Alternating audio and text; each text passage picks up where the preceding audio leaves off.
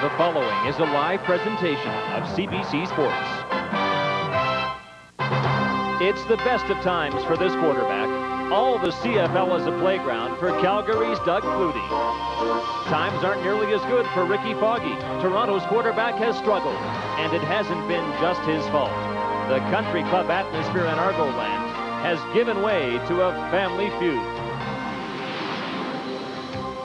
Well, I think in any marriage, you're always going to have problems. Toronto, I know Adam Rita is going to get the problems resolved. They're going to line up, and they're going to be unified, and they're going to want to beat us. Our guys are chomping at the bit to play Calgary, and I think that this is a great situation. We put ourselves in a good situation by having the air cleared this week. We have had great practices. The guys seem to be concentrating a lot more better. Last November, the Argonauts were the toast of football. 8 months later, they're battling not just the opposition, but themselves with huge mistakes. Out west, Flutie has settled nicely into his new home. He's got lots to work with, and the Stampeders are number one. The Argonauts are just as talented, but suddenly seem to be on different wavelengths. A point Adam Rita drove home to a star receiver this week. It's no more Mr. Nice Guy for Toronto's head coach, while the man in charge of the Stampeders is laid back because his team has yet to lose.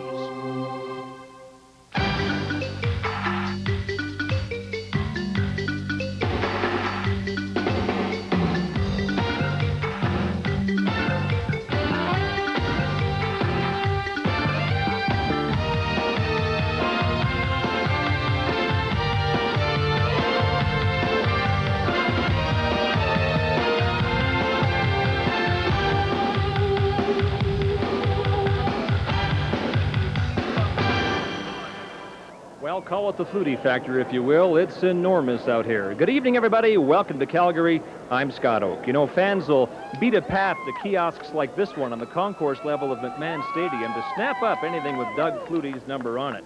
But the demand's been so great, the Stamps have run out of 2s and 0s, the numbers they have to press on to Flutie's replica jersey, so they're on order. And come to think of it, this is about the only one left in the stadium, and if they'd sold this one, I guess it would have screwed up this whole opening. So why doesn't he talk about what's going on the field? Just say, well, there, the Stampeders' record speaks for itself. Flutie has them 3-0, and tonight we're going to find out if he can make it 4-0 at the expense of the struggling Toronto Argonauts. Here's Don Whitman with Joe Galat.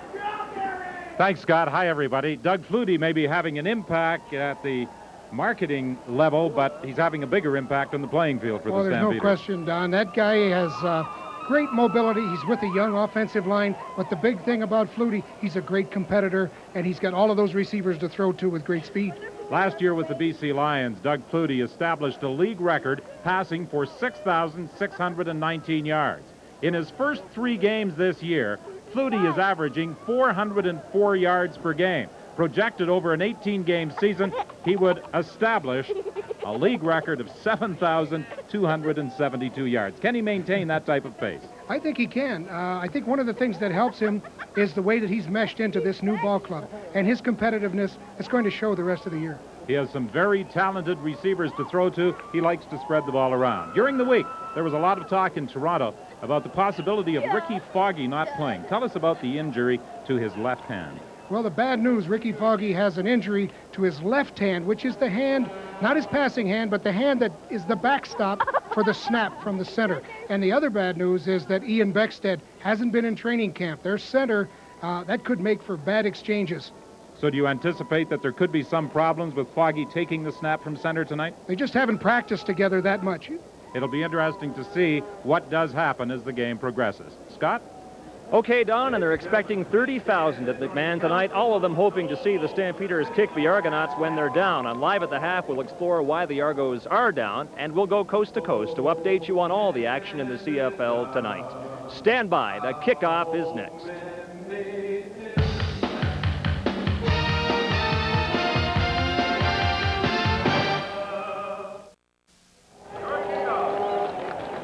It's been a beautiful day in Calgary with the temperature now at 24 degrees. A very light wind here at McMahon Stadium as the Toronto Argonauts prepare to kick off to Wally Buono's Calgary Stampeders during the month of July. Since taking over as head coach on January 4th, 1990, Calgary Stampeder football teams under Wally Buono have never lost a football game. And Adam Rita, who took over as coach of the Argos last year, has never lost back-to-back games. So for one of the two coaches, tonight is going to be disappointing.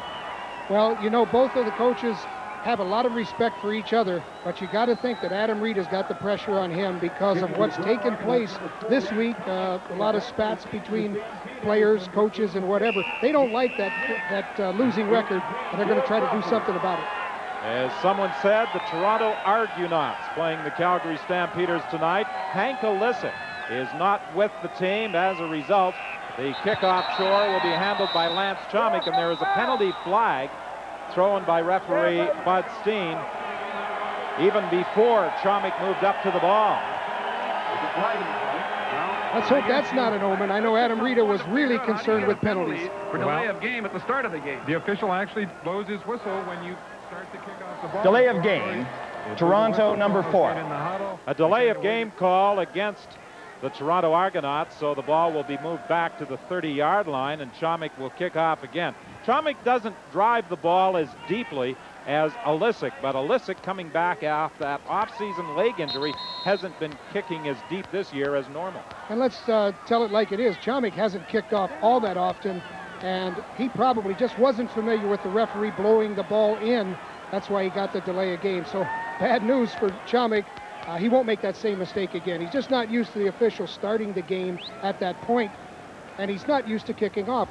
You know, Olisic is a 60-yard kickoff guy, and Chomik will be hard-pressed to get this ball down around the 30. The ball is moved back to the 25-yard, actually, for this opening kickoff, and it's going to be great field position for the Calgary Stampeders.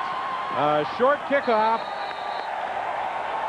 and Zizakovic grabbed the ball and returned it 7 yards after a 30-yard kickoff, as Doug Flutie has great field position for this opening series. Now, Doug Flutie coming into the ball game has a multitude of speed and talent at his disposal, and that's what the other teams have worried about, the fact that Flutie can get the ball to any of the receivers. And, of course, we saw last week what happens when they cover the wideouts. Then Dave Sapunjas had a great game. 1st and 10. The ball is at the Toronto 48-yard line. Flutie's pass is complete for a first down to Derek Crawford.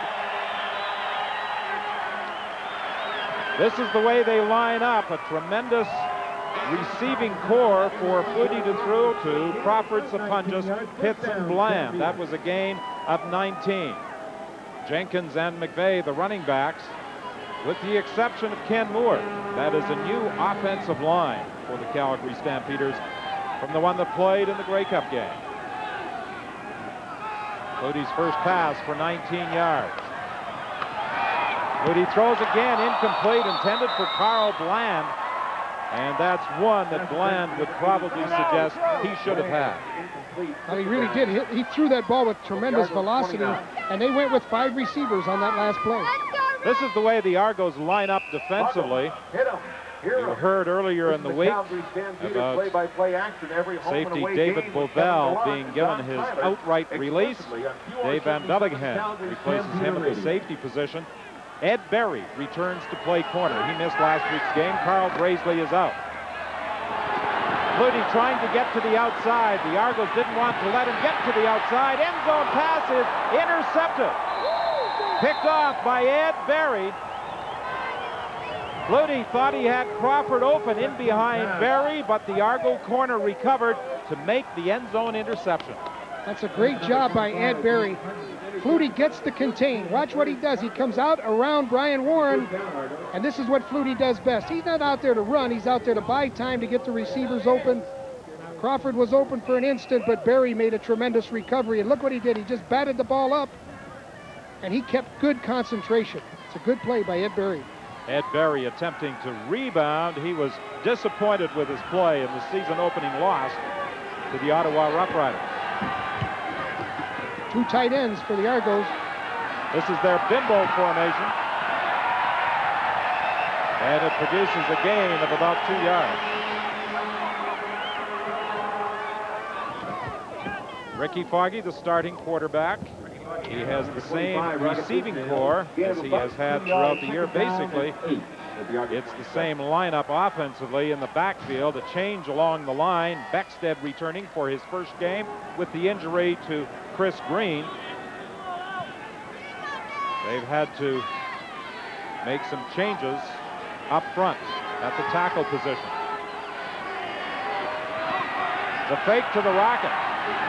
Foggy throws to the sideline. David Williams makes the catch. There's a penalty flag at the 45. Well, both teams are using a 5-receiver set. We saw the Argos come out with David Williams doing a good job of catching the comeback, but it's a penalty. And it goes against David Williams, I believe. They're going to call pass interference against the Argos, and the flag was thrown in the vicinity of David Williams, so that would seem to indicate he's the player. Offensive forward pass interference, Toronto number 6. Second down repeated. Defensively, the Calgary Stampeders have a lot of speed, not only up front, but also at the linebacking position. Darryl Hall, who started the year as a defensive back, has moved up to a linebacking position. With the penalty, it is 2nd and 18. Foggy over the middle, too far for Clemens. He was being covered by Carl Anthony, and the Argos are forced to send out the punt team. Foggy wanted to get the end cut, and what they're doing is trading Nastasiak coming in, and they're putting the 2 tight end offense in, and the same thing that Calgary's doing, Don.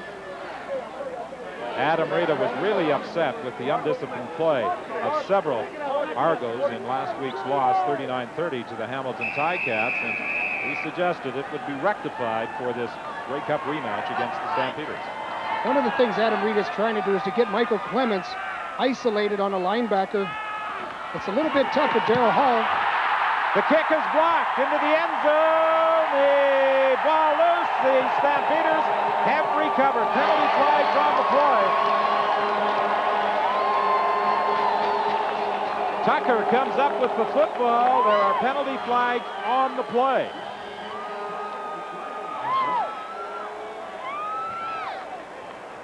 It appears as though the penalty is going against Calgary. The Stampeders indicated they would try and put pressure on Lance Chomick. They did, but there is a penalty flag. Illegal interference on a loose ball in goal, Calgary number 19. No score, Toronto first down, 25. Carl Anthony was guilty of that illegal interference in the goal area, preventing kicker Lance Chomick from trying to make a play on the loose football. That's exactly what happened, Don. Carl Anthony actually blocked instead of going for the football. He blocked Chomick. That's like an interference when the ball is on the ground. And you can see, watch Anthony come over, and he blocks Chomick out of the way, grabbed him actually and tackled him, and that's like interference on a thrown ball. It's illegal. Argos, it's a big break for Toronto. They got the ball back. 1st and 10 Toronto, the Argos at their own 25. A handoff to the Rocket. He's up to the 31. That will be a pickup of 6. Darryl Hall made the tackle. The Argos want to get the ball into the hands of Raghib Ismail as often as possible. They do it so many different ways. They'll put him in the backfield. They'll give him the ball on a reverse from a slot position, put him out at a wideout, and throw him the football. They've got a lot of ways to get him the ball. The most dangerous way to get him the ball is when you punt or kick off to him. He is the CFL leader in combined yards. He established a league record in the first game of the year. He has moves that can make tacklers miss, and he is able to turn that play into a first down. Darryl Hall made the tackle at the 36-yard line. The Rocket lines up as a wideout. He'll line up inside. On this play, he lined up in the backfield and took the ball. Got a good block by Kardash, and he got the corner, and watch him put a little juke on it, just enough to get the first down. 2 tight ends, it's working for Toronto. Available only tonight for $15. Available also near Bootstroke. Again, the Rocket starts to line up in the backfield. He's a decoy. Foggy throws over the head of David Williams. He was being covered by Junior Thurman. It will be 2nd and 10. I think Foggy's signaling what kind of formation he wants. He actually had Lou Olsacher out on a pass pattern that time. I think that might be Foggy's signal. Get me somebody a little faster.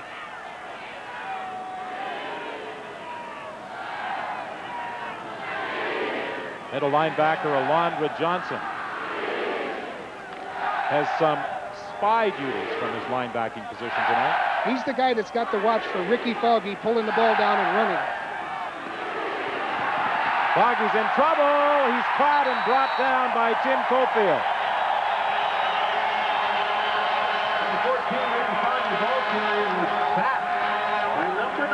So again, the Stampeders forced the Argos into a punting situation. Well, the Stampeders have a guy like Tim Cofield on one side, Will Johnson on the other. Johnson chased him back in, and Cofield, he got the tackle, but they're fighting over him. He didn't know which end was going to get him. Johnson tried first, then Cofield, who is one of the stronger players on that football team and one of the faster. The Stampeders show some strength to the left side. That's the way they came in on the last Argo punt, which they blocked. This time, Pee Wee Smith takes the ball at the 45-yard line and doesn't go any further as Blaine Schmidt is there to make the tackle. And picked up by number 8.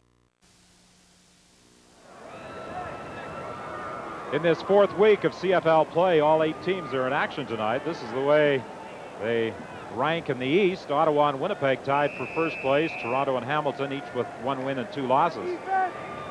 In the West, the Calgary Stampeders, the lone unbeaten team. The BC Lions still looking for the first win of the season. Tonight, the BC Lions are playing the Blue Bombers in Winnipeg. Edmonton is in Ottawa, Saskatchewan, and Hamilton. Pass was intended for Crawford. It's incomplete. It will be second and 10. Derek Crawford incomplete. It'll be second Fluty's down. got the 5 wide receivers in there. They take McVeigh out, and then they put Sean Beals, number 88, comes into the ball game. So Keevan Jenkins is the lone back in the lineup. It looks like 2 mirror teams. They're running a lot of the same type of offense, albeit Calgary does split their receivers out. The Argos have 2 tight ends. Stampeders have totally dominated their opposition through 3 preseason games and 1 regular season game, outscoring their opponent 66-3. Sideline pattern, and it's good for a first down to Carl Bland at the 48-yard line. Well, you get the impression they're going to be going after Ed Berry. I think what we saw, Don, was a lot of wide receivers to the wide side of the field, and then when Ed Berry's over to the short side, Flutie looks strong side first, and then he throws back to the weak side. Ed Berry missed last week's game against the Hamilton Ticats. Carl Braisley spent a lot of time playing the corner against Hamilton.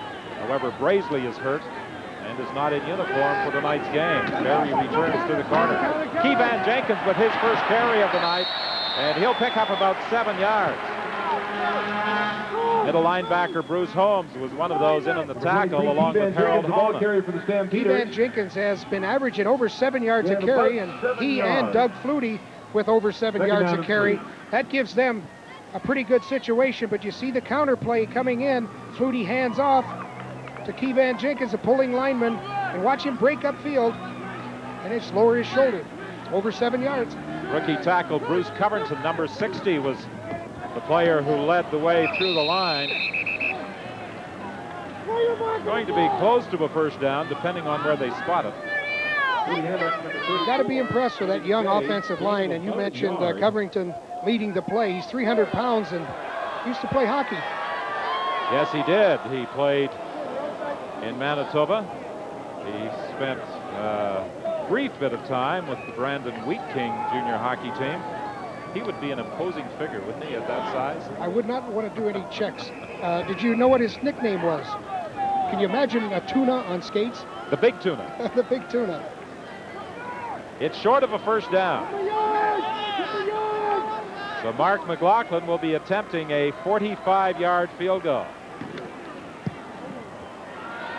The kick is up. The kick is wide. And the Rocket will concede a single point. So the Stampeders are first on the scoreboard with 6:48 remaining in the opening quarter.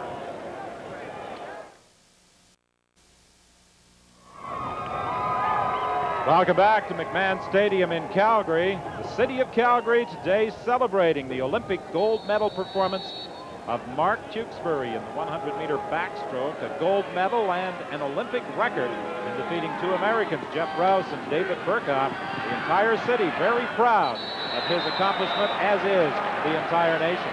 The pass intended for Darrell K. Smith and for number 1, Darrell K. Smith. Augie's been getting the exchange from center, and he's getting decent protection. Does not look like he wants to run, and I got to think that that hand is what cushions his fall. He probably doesn't want to fall down too many times with a broken hand. 2nd and 10. Ball is at the 38-yard line.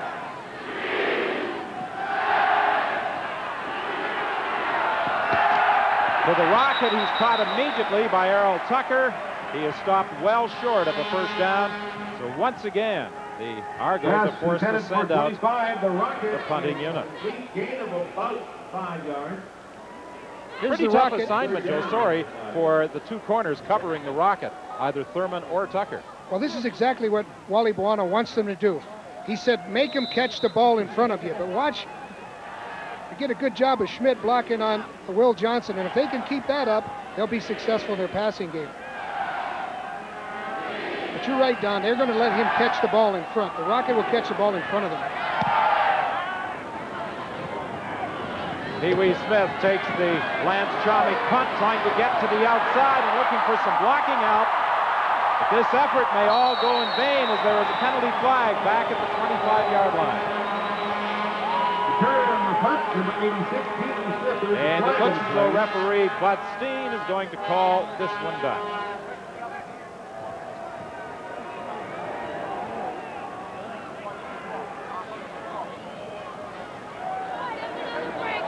Illegal block on the run back. Calgary, number 8. First down, Calgary.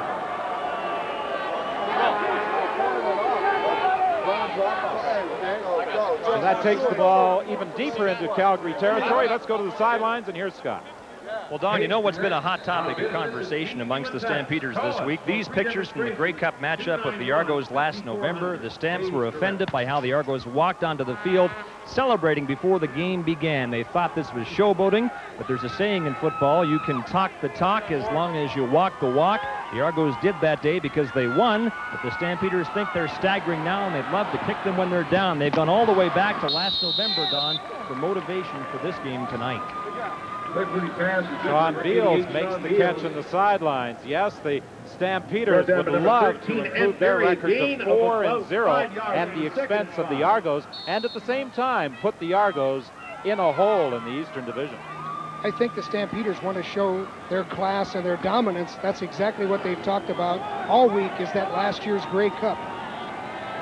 One of the major differences in last year's Grey Cup participants is that Calgary didn't have Doug Flutie, and the Argos had Matt Dunnigan. Alan Pitts on the receiving end of the Flutie throw for a first down out to the 27-yard line. Number 18, Alan Pitts. Jonathan Wilson made the tackle. Alan Pitts did a great job of working himself free, and at the time he makes the move to the inside, Flutie is being rushed by Brian Warren and gets the ball off magically. I don't know how he got the ball off. It's something Flutie does so well. Kevan Jenkins coming out of the backfield will be very close to another first down. Again, Jonathan Wilson made the tackle for Toronto. I think the message that Coach Buono has given the backs like Kevan Jenkins and of course McVeigh is that, hey, you got to catch the ball when you're in there because we'll put receivers in if you don't. Well, they do have a 6-receiver package, but so far they have not been forced to go to it. Incomplete. It was intended for Crawford. Nice play by Ed Berry. Berry being hurt last week is really getting tested, and so far he's held up well. Second down and 10 at the 38. Second and 10 for the Stampeders. They are at their own 38-yard line. Rudy's calling the audibles at the line. No huddle. They're hoping to keep the defense from getting a stunt or a blitz. 2 receivers to either side. A lot of movement defensively along the line of scrimmage. And good pressure by the Argos. Holmes comes up with the football, but the whistle apparently had gone. So that forces the Stampeders to punt with 3:09 remaining in the quarter.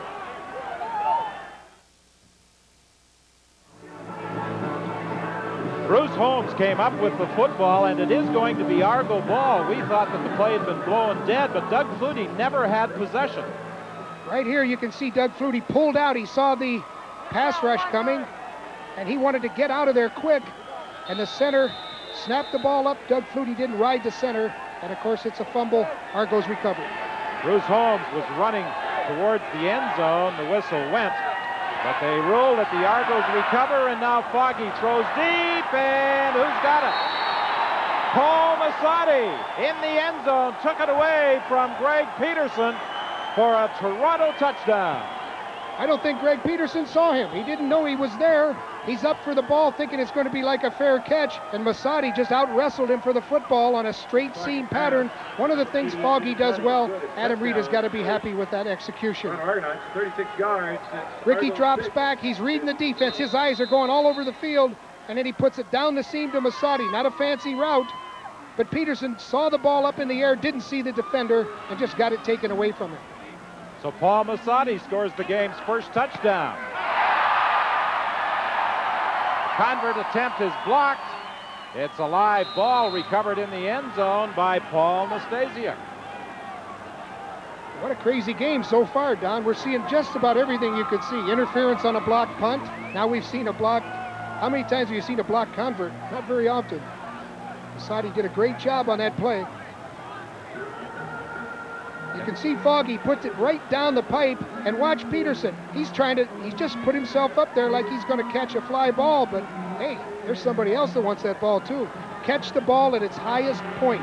That's what coaches always tell the defensive backs. Don't wait for the ball to come down. Catch it at the high point, or else the offense will catch it at the high point. That's what Massotti did. Now on a convert attempt, the ball is still alive. Paul Nastasiuk recovered it in the end zone. But what decision have they made? Well, then again, they could call no yards too, huh? I didn't see a flag, but very often when a kick is blocked in that situation, you get a no yards penalty on top of it. No point. The ball was blocked. They rule on the convert attempt by Lance Chomik, so the score holds at 6-1. Toronto leading Calgary. That's the first touchdown that the Stampeders have relinquished this year in the opening quarter in 3 preseason games, 2 of them against Toronto and 3 regular season games. Actually, you could say that Calgary's had 2 turnovers because when they blocked the kick, they got a penalty. That's 1 turnover. Down here, Flutie saw the blitz coming, saw that he was going to be rushed, tried to drop back quickly, fumbled the ball. That set up the touchdown that Toronto had. So it's really 2 turnovers that have set up Toronto's score. Crawford and Smith are back for the kickoff by Lance Chomik. It's not like Calgary to have turnovers. They're first in the league in giving away turnovers. They don't give away very many.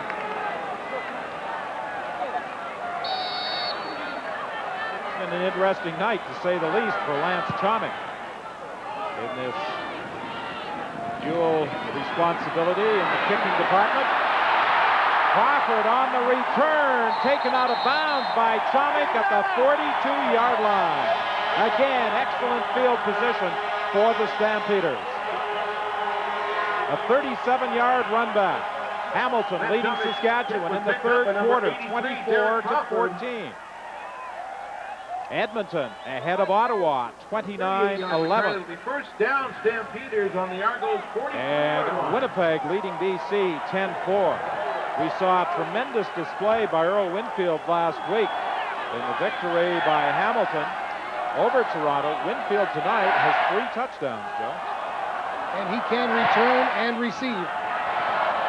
Flutie getting to the outside, throwing inside to Andy McVeigh, and he is caught and wrapped up almost immediately by Brian Warren. It's almost as though Toronto saw that coming. That was a screen pass, but nobody rushed Flutie.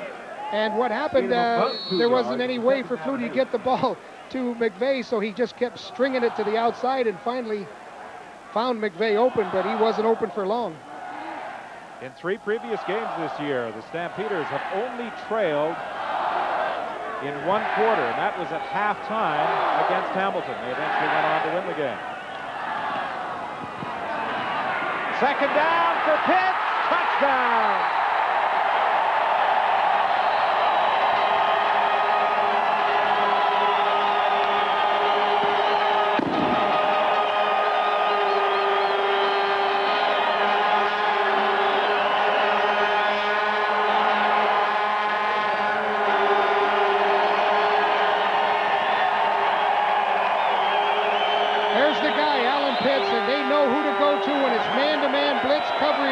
Watch Pitts make the move, and he's wide open. He's got 3 steps on the receiver, and Flutie put it in there perfectly, reading the blitz. Good protection by that young offensive line. Mark McLaughlin adds the point after 1:44 remaining in the opening quarter. Calgary now in front by a score of 8-6. When we talked with Wally Buono yesterday, he spoke of the tremendous speed all his receivers possess. And he was saying that actually Alan Pitts is probably the slowest at 4.5. If you put them on a 40-yard dash, Alan Pitts would come in last amongst the receivers, but Flutie knows what Pitts can do on competitive speed. He put the ball up there, and Pitts just pulled away from the defender. And they say when Flutie arrived in Calgary, he was salivating at the prospect of having all the speed that the Stampeders possess in their receiving corps to throw to. He knew that he had 6 quality receivers and some solid running backs to throw the ball to, but one of the things that he was concerned about was the up front people. But you saw Luke Cafazzo there telling Pitts that he did a good job. I think that offensive line is hanging in there really well.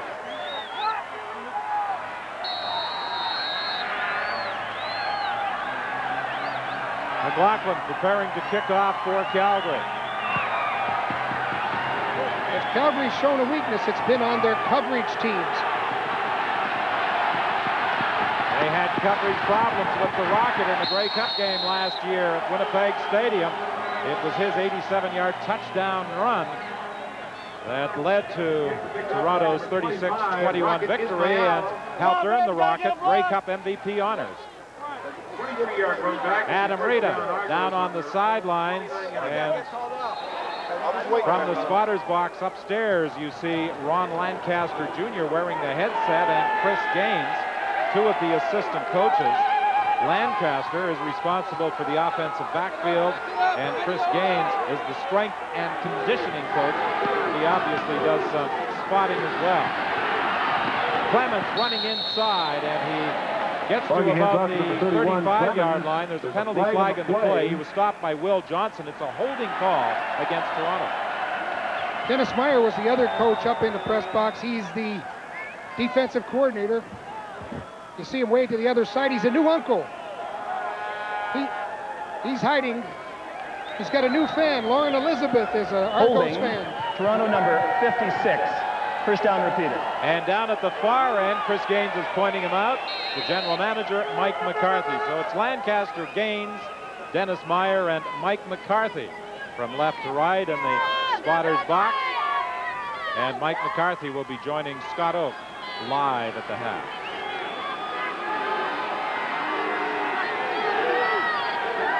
First and 20 with the holding call against Toronto. Foggy is having problems. He throws down the sidelines, and Paul Massotti could not get to the ball. He had Kenton Leonard draped all over him, and Massotti was looking to the sideline official, hoping that he would see a flag. Well, Tim Caulfield, Will Johnson, they squeezed the play so well that the pocket closed down. Foggy usually has a pocket that protects him, but Will Johnson just drives the blocker back into Foggy, and he can't do anything but back up, try to relocate, set his feet. By that time, Caulfield comes in and gives him a welcome. From the 19, it is second and 20. No running room at all for Mike Clemens. Caulfield was one of those in on the stop. Darrell Hall, the linebacker, had also moved up. Deacon Jones, who has the role of Minister of Defense with the Calgary Stampeders, knows something about playing defense. He knows how to sack people, and I'm sure he's proud of that defensive line. But, hey, Deacon looks like a little guy compared to the defensive line of Calgary. That Calgary defensive line could play in the NBA. 6'2", 245, 6'5", 253. Cofield and Zizakovic. Warnick is 6'7", 270. Johnson 6'5", 240. It's like a bunch of trees out there in front of you. It is when you're trying to block them. And Chomik hits one off the side of his foot. It will roll out of bounds up at the 45-yard line. 3 seconds, the time remaining in the opening quarter. Calgary leading Toronto 8-6. That's what Adam Rita was really concerned about, is his kicking game. Hank Olisic got injured in a skiing accident. Hasn't been able to kick well. Now you got Lance Chomik doing all of the kicking, and that's different. Mentally, it's a lot different when you're doing all the kicking, but Adam's trying to square away the pass protection now, talking to Foggy about how he's got to move. He can't just drop straight back against a line like Calgary has. Calgary with 4 receivers, wide to the right, 2 to the left. Over the middle to Bland, and Bland is going to pick up about 6. Bruce Holmes, the middle linebacker, made the tackle on the final play of the opening quarter, with the Calgary Stampeders leading Toronto by 2.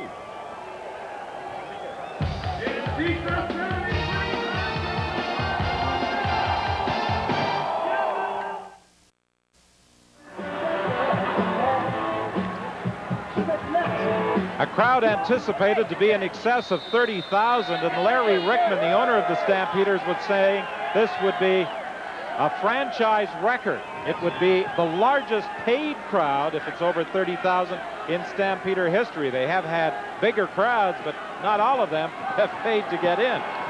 Flutie trying to buy some time with his scrambling, which he does. Crawford takes the ball at the 45-yard line for a first down. Wayne Gretzky and Bruce McNall flew in from Los Angeles for tonight's game. And they are enjoying the sunshine on the sidelines, but they aren't enjoying what they've seen so far. An 8-6 Calgary lead, with the Stampeders threatening to put more points on the board. Calgary's gone with their 6 receivers. They're going 4 receivers to one side. They really got the Argos spread out. Pee-wee Smith with that little swing pass, trying to utilize his speed. He runs out of bounds with another first down, Calgary. Forced out by Jim Rockford. Well, we talked about the 6 receivers.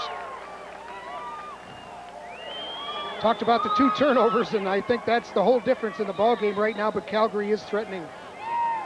Calgary has been moving the ball much more effectively than the Argos, and that is reflected in the first quarter statistics. Barry is back into the ball game.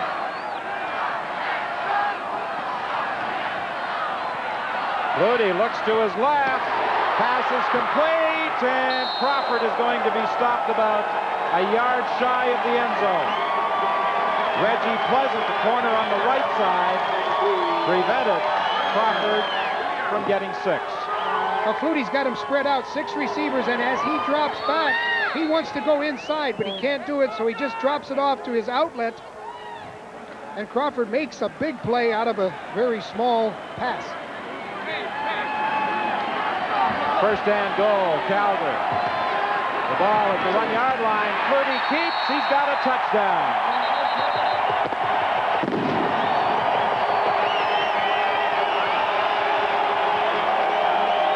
Well, that's typical Doug Flutie. Sent 3 receivers to one side in a tandem, 3 receivers to the other side in a tandem, and then he did a quarterback sneak, and there's no fumble on this one. Watch him ride the center and then drive through for the touchdown. He's averaged almost 5 yards a carry just on quarterback sneaks. And he gets up like it's just going to work. Didn't even give it a good spike, did he? Just another day at the office. Mark McLaughlin will add the point after. And we'll be back with the Calgary kickoff after this. It's hard for me to see. Offensive coordinator John Huffnagel, himself a former quarterback, explaining to Doug Flutie what he would like him to do the next time the Stampeders get the football. What Flutie has done so far hasn't been bad, Joe. Well, he's been taking his reads perfectly. The Rocket looking for a hole up the middle. Carl Anthony made the tackle at the 40-yard line. A 20-yard run back after the 53-yard kick. Well, we saw Adam Rita speaking with Ricky Foggy when he went off after the last Argo series. Let's see if Foggy is able to execute according to the coach's instructions. I'm sure he'll tell Foggy to move the pocket. You can't just drop straight back against this kind of line. First and 10 from the 41. Pass was intended for the Rocket. It's intercepted by Thurman. Back to the 31-yard line. Joe, it didn't look as though the Rocket was ready for that pass. He wasn't turned around looking back at his quarterback at all. Well, Ricky Foggy drops back and he throws an out cut. The Rocket is running an inside route. He's not ready for that pass at all. Now that's a confused situation between receiver, quarterback, and the Rocket. Yesterday, the Rocket alluded to the commitment that he thinks they got to have. Well, it looks like the Rocket was trying to get outside, and that's where the ball was thrown. So that might have just been a little bit of a rookie mistake. When you're supposed to be outside, fight to get out there. Flutie is going to get to the outside and run the football for a first down.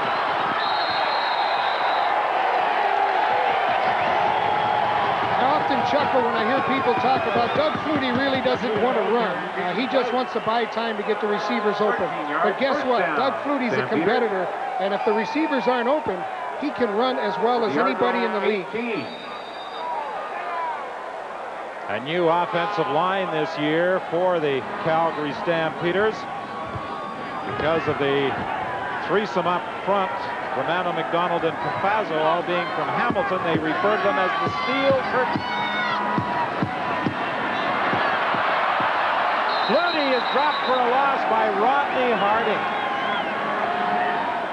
Last week against BC, Calgary's offensive line did not allow a quarterback sack. The first time since 1989 that a Calgary team had kept opponents off their quarterback. Rodney Harding is the all-time sack leader for the Argonauts, and he did a stunt to the inside, and our steel curtain somehow permeated. Wouldn't you know it? We talk about the steel curtain, and they don't exactly put the curtain up that time. Second and 21, 4 receivers to the right, and that's the direction. Flutie rolls, and he throws to Alan Pitts. He got back about 12 yards, but it will be 3rd and 9. And Wally Buono quickly makes his decision as he sends the field goal unit onto the field. An injured Toronto Argo, Don Wilson, is down. There's an injured Argo in play, number 20. He was in on the tackle on Alan Pitts. Doug Flutie had a outside go, but it was a design play. They came back and they cracked with their receiver. That gave him the opportunity to get to the outside, and I think Don Wilson had to come up and support. They got into a lot of traffic. 10:51 remaining in the half. Scott? Don, the CFL lost one of its most colorful alumni last week. Sam Berger died after suffering a cerebral hemorrhage. He was co-owner of Ottawa in the days of Russ Jackson's brilliance. He was sole owner of the Montreal Alouettes from 1969 to 80, and under Berger's ownership, they won 3 Grey Cups, in fact. He was a journalist, then a lawyer, then CFL executive, and he was good for the CFL. Sam Berger was 92, and we extend our sympathy to the Berger family. For 5 decades, Sam Berger was a pillar of the CFL. And Joe, you were involved in the Montreal football program while Sam Berger was the owner of the team. I worked for Sam Berger, and I don't think there's any finer owner. When he owned the Alouettes, he knew football, he knew business, and he knew how to promote the team, and he ran a real class organization, and we're all going to miss him. Larry Rickman, the owner of the Calgary Stampeders, wearing quite a colorful tie with a football motif on the tie. And he was saying, I have to wear the tie every game because I've worn it for the first 3 and we've won. This is a fake. Toss into the end zone, knocked away. Excellent play and a recovery by the safety, Dave Van Bellingham, at the last moment. Number 9 pass, Steve Taylor. Steve Taylor threw that ball just a little bit late. He came up off the tee. Well-conceived play. You can see Steve pick the ball up and roll out. And he's got a wide open receiver. And Zezakovic saying, I had 6 points. If he'd have just thrown it an instant sooner. That's a great defensive play by Van Bellingham. He saved the day. And his roommate may save the day coming up, Michael Smith. Track and field competition getting underway at the Olympic Games tomorrow. And, of course, Mike Smith is a medal hope for Canada in the decathlon. Pinball Clemens will be very close to an Argo first down. Clemens brought down by number 2. Pinball made an exceptional cut on that play. He actually had the play design going to the right. He came all the way back to the left side. They're going to measure for the first down, but it was a tremendous cut, and that's what Pinball has, that ability to cut laterally. He doesn't seem to have great straight-ahead speed, but that guy can change direction so quickly. Van Bellingham and Mike Smith, roommates in Toronto. They're both from Kenora. They attended high school. As a matter of fact, Van Bellingham was attempting to convince Mike Smith to join him when he came to Calgary to go to university and try out for the football team. Smith opted instead to move into track and field, and he has obviously chosen the right career. Well, after he wins the gold medal, maybe he'll come out for football.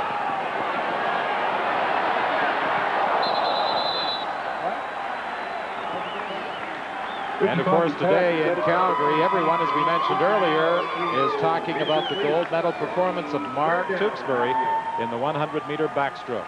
Well, Mark had great timing. That was a dead heat, and you were left to wonder who touched first, but when the replays show that Mark had that timing, he knew exactly where he was, and he attributed that to walking the length of the pool several times prior to the swimming events.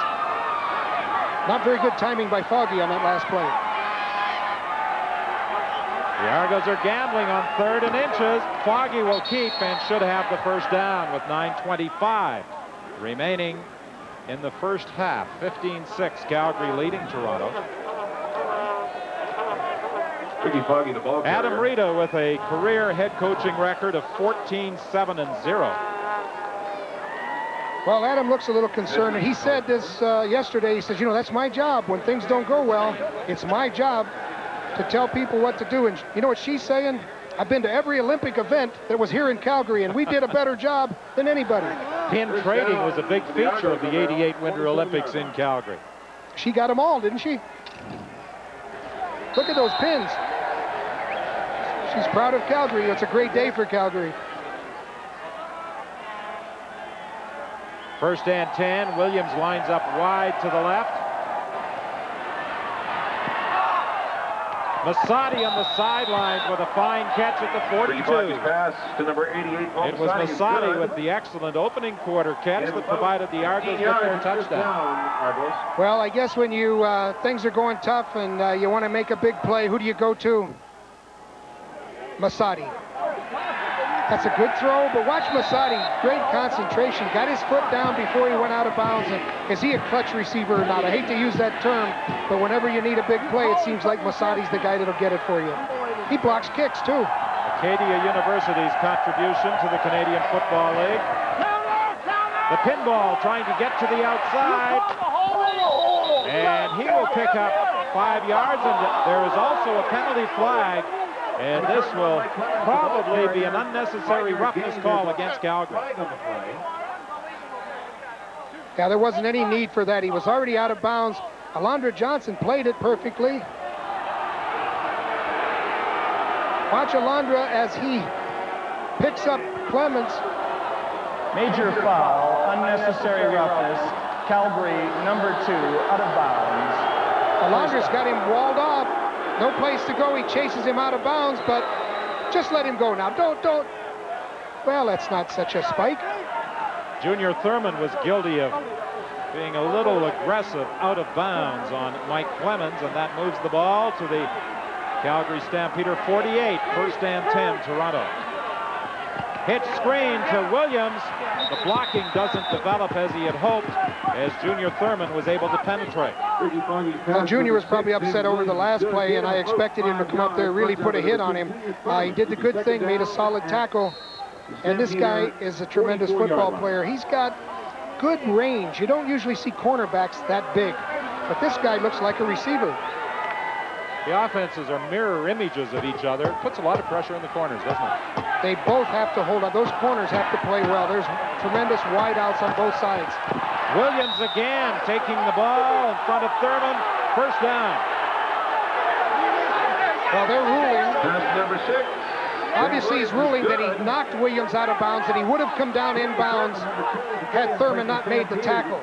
Nice pass by Foggy, good concentration by Williams, and hey, what else can you do when you're Thurman? You got to knock him out of bounds. That play was made at the end of the Calgary bench, and the man who made the call was getting a lot of help in making his decision, not only from Wally Buono, but from the players who were assembled there. The officials on the sideline always get help. Clemens is tripped up after picking up just a couple of yards. The ball comes loose. Hasselback made the tackle, and you'll see Calgary rotate their front four. Cofield, Zizakovic, Warnock, Johnson, and Hasselback. Now, I'm not afraid of anything, but this guy, Harold Hasselback, he scares me. You should see him walking off the field after practice. He is a big man, and he is strong. University of Washington product. We talked about the size of the front four. He doesn't reduce that size when he's in there. He's 6'5", 260 pounds.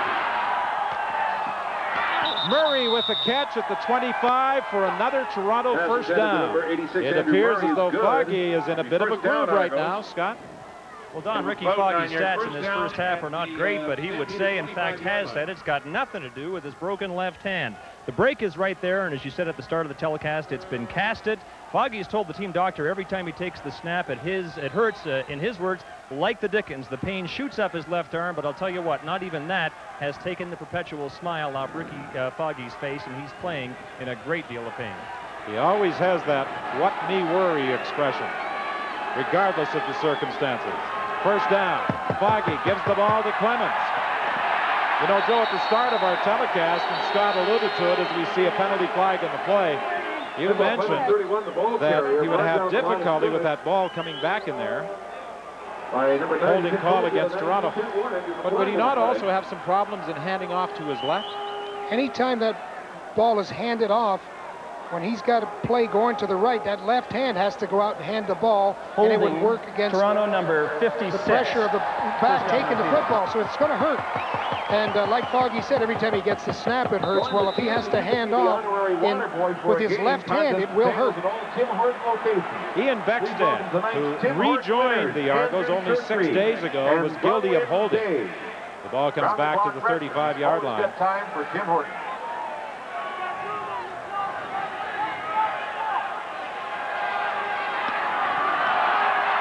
Foggy is going to throw deep for Williams. Touchdown!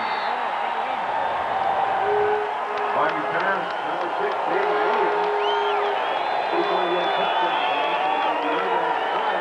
6. Ricky Foggy got excellent protection. He knew where he wanted to go. Williams and Masadi crossed. Masadi was catching some of the attention. Junior Thurman came off of Williams for some reason, possibly reading Foggy's eyes, thinking he was going to Masadi, but Foggy put the ball to Williams, and it's a perfect throw. Junior Thurman tried to recover, but he was too far off the coverage. David Williams hasn't seen the ball a lot in the Argo passing scheme this season, but on this drive, he was the key man. And Lance Chomick adds the point after with 5:41 remaining in the half. It's a 2-point game. The Toronto kickoff when we return. Joe, as a coach, this is what makes you smile. 11 plays, 93 yards for a touchdown. Well, that shows tremendous discipline. We've heard Adam Rita talk time and again about having the patience to work against the defense, and that's exactly what Ricky Foggy did on that drive. He had patience.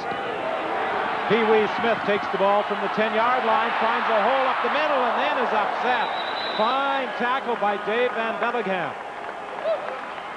Williams with 7 receptions coming into the game, 3 on the 93-yard touchdown drive, including a 35-yarder for the Major. 39-yard line. Well, Michael Clemens did a great job of protection, and look at the throw. Foggy had time, and he put it out there. Williams ran underneath that ball. David Williams is very deceiving when he gets that long, loping stride going.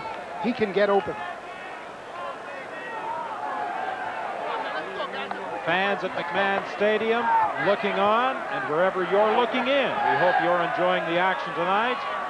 On the CFL on CBC as Keevan Jenkins is caught by Jonathan Wilson as he attempted to get to the outside. 23, Keevan Jenkins. A loss back to the 35-yard line. Knocked out of bounds for number 9, Jonathan Williams. Nobody blocked Brian Warren. He wasn't fooled at all. He saw a back in the backfield. He said, hey, what's this? There's a running back in the backfield. It could be a run. And sure enough, Brian Williams makes him stretch the ball out to the outside. And when you push him out to the outside, everybody can come up and help out on the tackle. Only the 6th running play of the game by Calgary. Jonathan Wilson with some help from Brian Warren.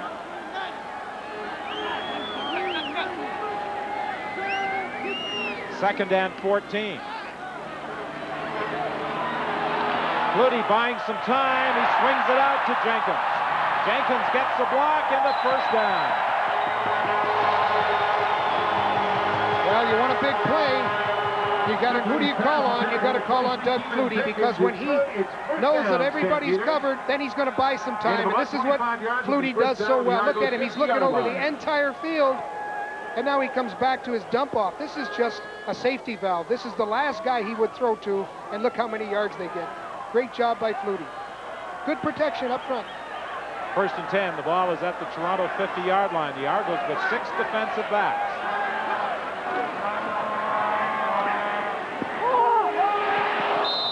It was intended for Crawford. He may have had a bit of a problem, Joe, looking back. The sun at the far end, the north end of McMahon Stadium, as it settles in the west. If you're causing a few problems for Crawford as you look back. I think Doug Flutie tried to keep the ball away from the defender, and Crawford didn't make the adjustment. Like you said, the sun is in his eyes, so he couldn't see the ball till it got right on top of it. But Flutie did the right thing. He threw it to the inside because the defender was outside. Second and 10 from the 50 remaining in the opening half. Flutie had problems with the exchange from center again. The Argos claim they've recovered. There are penalty flags in the play. A procedure call against Calgary. Harold Hallman isn't worried about the flag. He's got the football. Will the Argos retain it?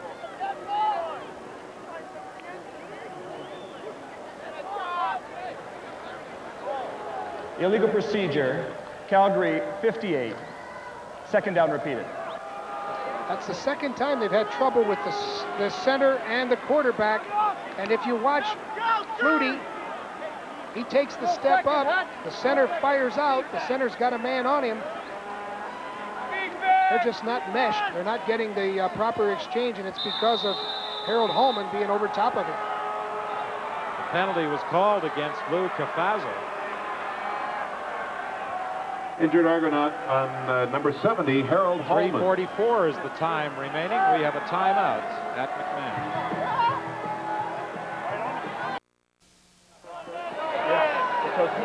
Harold Hallman, the injured Argo, being assisted to the sidelines. A former member of the Calgary Stampeders, had 19 sacks his rookie year in Calgary when he won the Shenley Award as CFL Rookie of the Year.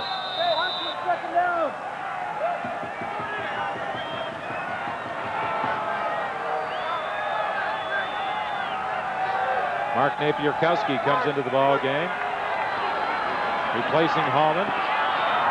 Flutie throws to the sidelines for Carl Bland, but he's out of bounds. Credit that to Mike Campbell. Mike Campbell was upfield on Flutie. Flutie came right into a rush. Must have been a blown assignment. Keevan Jenkins was blocking to the inside, but Mike Campbell had an outside go. Doug Flutie had somebody in his face right away. He's lucky to get the pass off.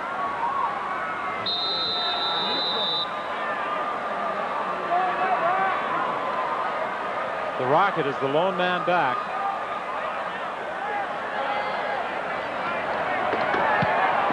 The Argos were going after Martino, but he got it away.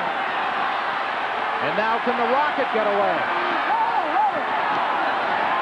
Pretty good coverage by the Stampeders after a couple of initial blocks. Blair Zer, who was activated for this game, limited the return to 9 yards after a 52-yard kick. 3:02 remains in the half. It isn't a total sellout at McMahon Stadium tonight, a seating capacity of 38,200, but better than 30,000 are watching the action between the Stampeders and the Toronto Argonauts, with Calgary in front 15-13 with 2:52 remaining in the opening half. Toronto with the football, 1st and 10. The ball is at the 21-yard line. An inside handoff to the pinball, and he'll only get a couple of yards before he's wrapped up. A lot of people were talking about Ian Beckstead and why he didn't come to training camp, and of course with a full-time job staring him in the face, and now he's come back. Great play here by Alondra Johnson, but Beckstead gives them the opportunity to play Schmidt at tackle. It also gives them the opportunity to put Olsacher and Kardash in as the 2 tight ends, so Beckstead is certainly welcome back to the Argos. On 2nd and 8, the Rocket is wide to the left.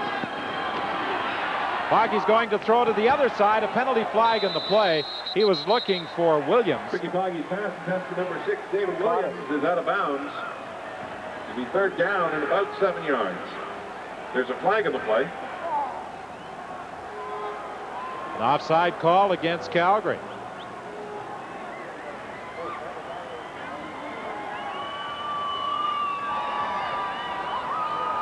Offside, Calgary number 6.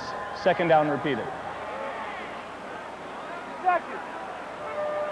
3 other games in the CFL tonight. The Saskatchewan Roughriders have fought back. They are now tied with Hamilton at 24 in the 4th quarter. Kent Austin scoring the tying touchdown. Edmonton leading Ottawa 30-18. That game is also in the 4th quarter. Winnipeg and BC, the other game, taking place this evening. Clemens was trying to pick up the 2 yards for a 1st down. 17-7. Matt Dunnigan to Rob Grifo for the latest Winnipeg touchdown in their 10-point advantage over the still winless BC Lions. That game is in the 3rd quarter. At their own 33-yard line. One of the things that Coach Adam Rita said he wanted to do in playing against Cludy tonight was prevent him from getting to the outside. So far, they've been fairly effective at doing that. Williams was the intended receiver. Number 6, David Williams, is incomplete. There's a penalty flag on the play again. 2nd down and 10. It's going to be holding, and Avalanche turned in on Ricky Foggy. I mean, there was a red avalanche that came in over top of him. They were trying to split him apart. All 4 of the defensive linemen ended up on top of the pile. Holding, Toronto number 56, 1st down repeated. We talked with center Ian Beckstead before the game, and he said he might have a few problems in this his 1st game back. Scott? On and live at the half tonight, we'll look into the Argo woes, the argument-knots, many have called them this week. They're not walking the walk, as we have said. They're staggering. We'll talk to some of the principals in the unfolding story in Toronto, and we'll update the other 3 games out of town tonight. 1st and 20, and caught from behind is Ricky Foggy. Will Johnson, coming from the backside, ran around a potential block and made the tackle. Well, Will Johnson did exactly what you said. He came around. He just used his speed. What he's trying to do on Schultz is to just use his speed to try to get his shoulders turned. Right there, he got his shoulders turned, and then came back to the inside, and it's a sack for Ricky Foggy, who hasn't really run. He hasn't gotten outside the contain all night, nor has Doug Flutie very well. Both defenses doing a pretty good job of what they say, coop and contain. 2nd and 20. Darrell K. Smith over the middle is hit by Peterson, but he has a 1st down. You don't see many receivers that can take a hit like that, but Darrell K. Smith is one of those guys. He's the all-time leading receiver for the Argos. I mean, this is a big man. And he took it right in the face and jumped up and indicated that he made the first down. And I'm sure he's looking over at Adam Rita saying, how'd you like that, Coach? 23-yard gain. Yesterday, when the Argos arrived at McMahon Stadium for their practice, as we see the hit on Smith, he said he would be available for interviews as long as they pertain to this game and not what had taken place earlier in the week back in Toronto. The catch, the first of the game for Smith, means he has now caught a pass in 89 consecutive games. Well, he's one of the great Argos, and I think he's been a little bit defensive. The way things have gone this year, frustrated maybe is a good word for it, and he wants to play, he wants to win as much as anybody. Adam Rita said he told Smith in a meeting he had with him, this is not a two-way conversation. I'm telling you, you can't play the way you have been. You have to play the way we want you to play, or you'll be history. If you don't like it, leave now. So that it was a one-way conversation, not a two-way conversation. Chris Schultz had a one-way conversation with the trainer. He said, what day is it? And he said February. So they took him out to give him a little bit of a rest there. Chris Green suffered a burner last week against the Hamilton Ticats and is not dressed tonight. Now Chris Schultz, who plays tackle on the other side, is injured. It's easy. You think it's easy being a football player. Look at that guy. Blood on his jersey, furrowed brow, got a headache. Foggy to Masadi on the sidelines. It seems whenever the Argos need a key reception, they go to number 88, Paul Masadi. Number 88, Paul Masadi. This guy Masadi is the bumblebee. I mean, didn't anybody tell him he's not as fast as Ismail and Williams, Darrell K. Smith? I mean, he's supposed to be just a steady receiver, and he makes big play after big play. This is a great play. Watch what he does after he catches the ball. That's the mark of a good receiver. He's dipsy-doodle in and out and makes another 8 yards, and that was a face mask. They missed it. From the 52, first and 10.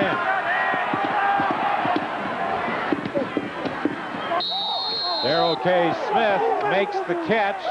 Got up and ran, but they ruled he was down at the 48-yard line with 1:01 remaining in the half. 15-13, Calgary leads Toronto. Well, Foggy hit his own lineman, and the ball went away, but he was trying to get it out to Darrell K. in time to let him do some running. He couldn't do it. His own lineman blocked him up. Second and 5 for the Argos. Hurry up offense.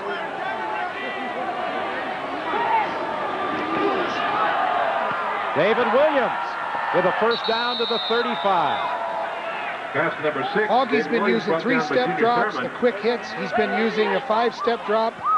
He's been doing a good job of mixing up his offensive calls rather than mixing up the formations. Very basic formations, but Foggy's found his timing. David Williams does a good job of spinning back to the inside, making extra yards.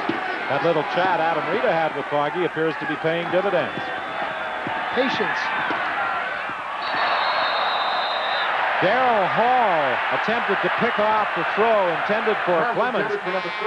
And Clemens may have hurt his arm as he reached out for that ball. Darrell Hall to be second down and 10 for the Argos. Clemens seems to be favoring his left arm. Yeah, they had a good collision. And sometimes that elbow can be hyperextended. You know, the elbow only bends one way. That's towards your body. I think Michael's elbow tried to bend out away from his body. However, he appears to be okay. At least he is going to stay in the game.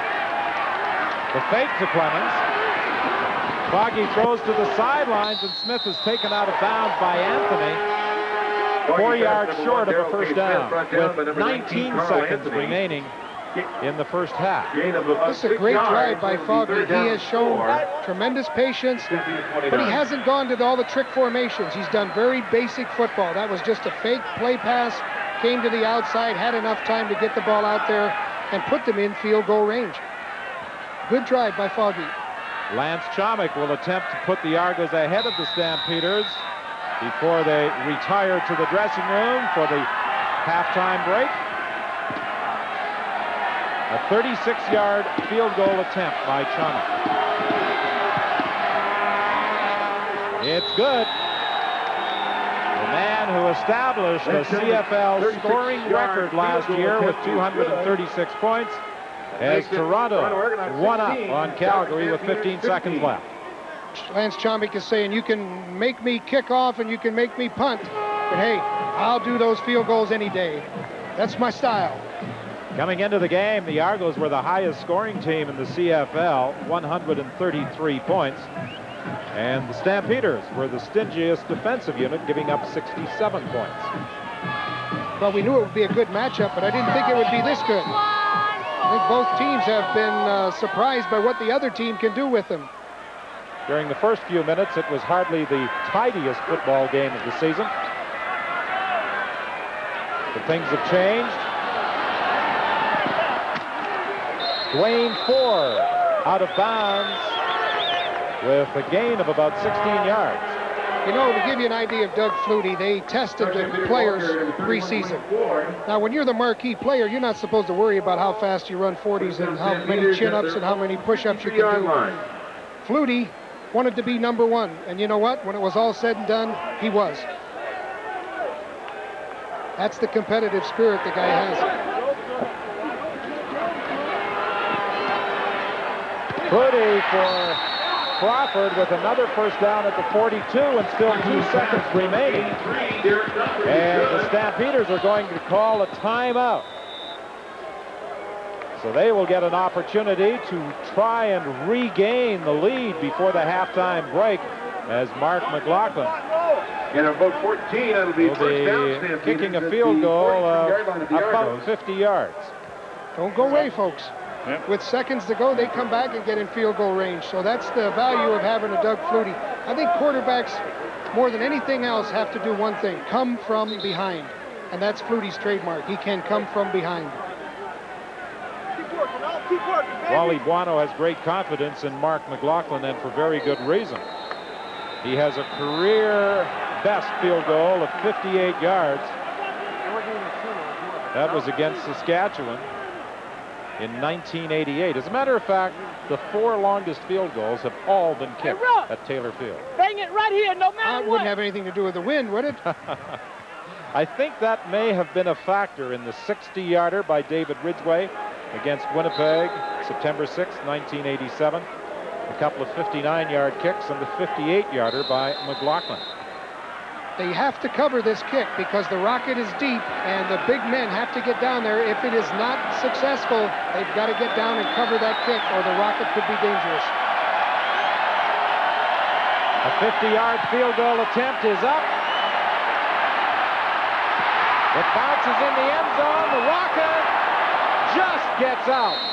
The initial contact from Alondra Johnson spun the rocket around in the end zone, but he got out across the goal line, and the Argos go to the dressing room with 1-point lead. Stay tuned for Live at the Half.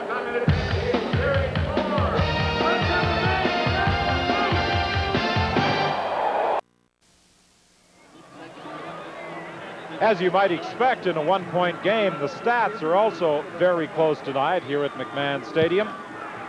Calgary trailing Toronto 16-15. We talked about the performance of Ricky Foggy. Doug Flutie hasn't done badly either, completing 14 of 20. The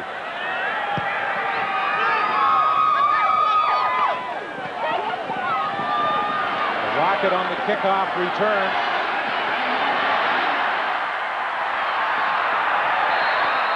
Is brought down as he got up to the 33-yard line.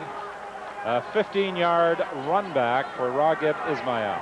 Toronto ball carrier number 25, Rocket The wideouts and the slots have been the favorite passing target tonight. 14-yard run back, Ricky Foggy.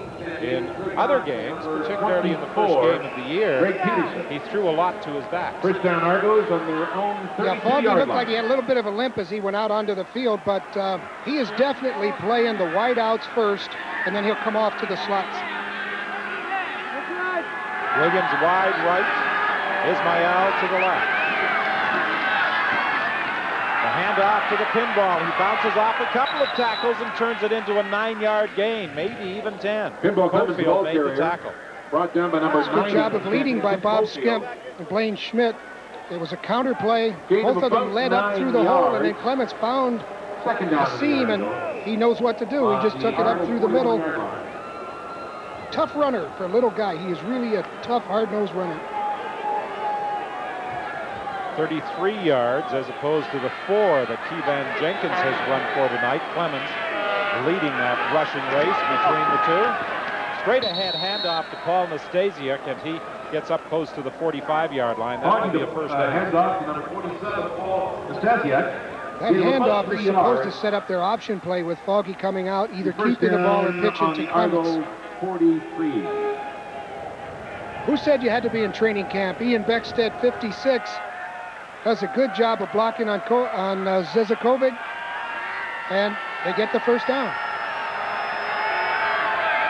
Calgary paying particular attention to the center tonight because Toronto used that pinch audible so effectively against Hamilton. The Rocket dives for the throw, can't quite get to it as he tried to maneuver in behind Junior Thurman. I thought the Rocket would be there. Foggy put the ball out, and he had to break off. Watch the Rocket. Looked like he didn't really believe it until the end, but if he had come off at full speed, he would have had that ball. That's a good extension, a great effort. He's 1 inch away. Well, he caught it, but it coughed back up when he hit the ground. Second and 10. The ball is at the 44. The Argos leading by a single point.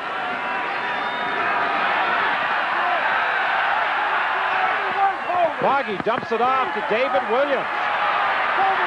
And Williams gets inside the Calgary 40-yard line. For number 6, David Williams is good.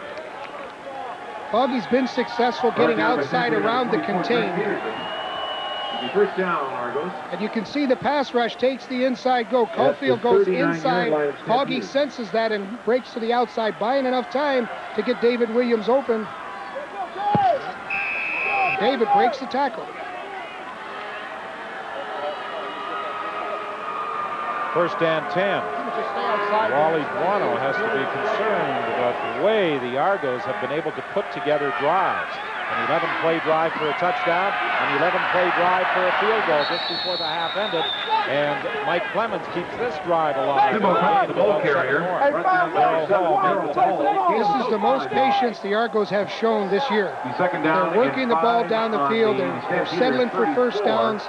I think in many cases Adam Rita stressed that early, but he was getting all of the people trying to go for touchdowns. And yeah, as you know, you can't get a touchdown on every play, but with the talent the Argos have, it's more than likely they're going to get a first down. They rolled it. Clemens was down at the 34 for a gain of 5. It is second and 5. Clemens gets the ball again, shakes off one tackle, and gets the first down. Just a great second effort. Pitbull Clemens, the ball carrier, brought down by number 2, Junior Thurman. Gain of about 6 yards. What you see Toronto do is break plays. They have made plays out of nothing. And here you see Clements. Will Johnson had him around the neck, and Clements just broke away from him, and almost, if it hadn't been for Junior Thurman, he could have gone all the way. Mike Clemens and Henry the Gizmo Williams of Edmonton are the smallest players in the CFL at 5'6". Clemens packs 170 pounds onto that 5'6" frame, and he is a very difficult runner to bring down. Well, he's so determined, and what he does is he keeps his legs moving all the time, and his feet never get too far off the ground, so he's always able to make a quick move, either direction, or just lower his shoulder and get the first down. He's having his best night for the pinball so far in the game. I think that's his best of the year. Second and 2, Toronto. A very patient Ricky Foggy directing the attack tonight, and he'll get another first down as he uses Clemens again inside the 10. Ball pass intended for number 31, Mike Clemens, is good. Gain of about 12 yards.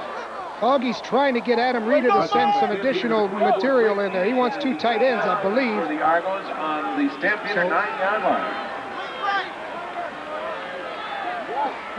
He's staying with the 2 tights. Adam Rita sent a substitution in. Now Foggy seems to be calling an audible. This is the 9th play of the drive. And the Argos took too long in getting that play underway. Problem right from the beginning. Foggy's trying to communicate to Adam Reed on the sidelines. He wanted to get different receivers into the ball game. They have so many different packages. You stay on it until you have to go. If you have to, I'll come. Adam didn't seem to get the message, and then all of a sudden they sent some additional Escuerdos out there now. Now Foggy looks like he's got what he wants, the package that he wants. Stampeders this year have not relinquished, as we saw, a rushing touchdown. The Argos will try and get it in the end zone through the air, but David Williams will be stopped inside the 5. That penalty's going to hurt because now they've got David Williams brought down about 5 yards to go on second down. They may have to settle for a field goal. Had it not been for the penalty, it would have been a touchdown. This play will tell. 5 to goal. A lot of concern on Adam Rita's face. He doesn't want to see those penalties, those mix-ups, particularly when they're down in scoring territory. Second and goal from the 5.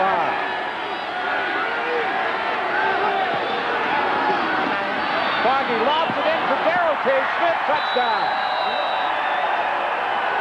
Foggy pass number 1, Darrell K. Smith is good. It's touchdown Argos. And he's on Argos 22, Calgary Stampeders 15. Well, this is a simple play. Foggy had them spread out, read the defense, and as long as there's a free safety, he knows that he's going to go away from the free safety. There's no help on Darrell K. Smith. He's by Hall, and that's an excellent throw. Those aren't always the easiest kind. When you're wide open, sometimes it's the toughest. Well, whatever problems may have existed between Darrell K. Smith and Coach Adam Rita earlier in the week have obviously been rectified. Lance Chomick converts the Smith touchdown, and the Argos lead 23-15. We'll be back to kickoff after this. What's up?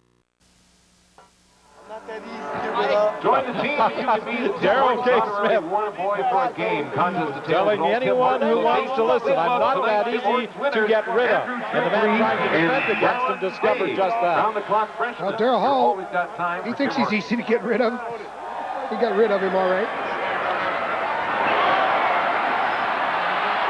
Pee Wee Smith on the kickoff return is brought down at the 31-yard line by Bruce Elliott.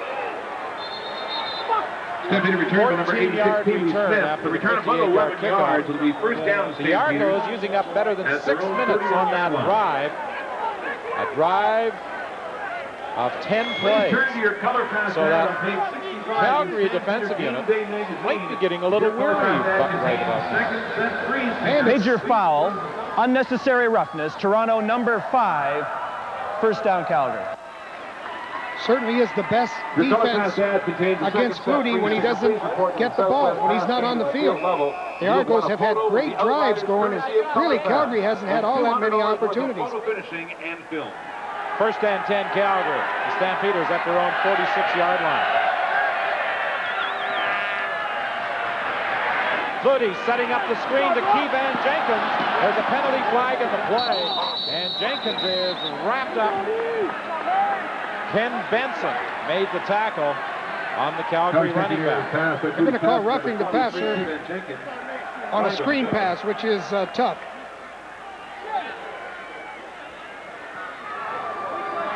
Major foul, roughing the passer, Toronto number 99, first down.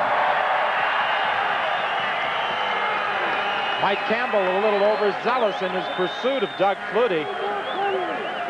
Well, Crush is his nickname, and that's what he did. He crushed Flutie backwards, and because they weren't blocked, of course, they had a free shot at him. But look at Flutie. No problem, a little backward kip. Take the penalty, 15 yards, and a first down. Campbell saying, wait till this play, I'll get him. To the 49-yard line, first and 10. Toronto has racked up 85 penalty yards so far in the game.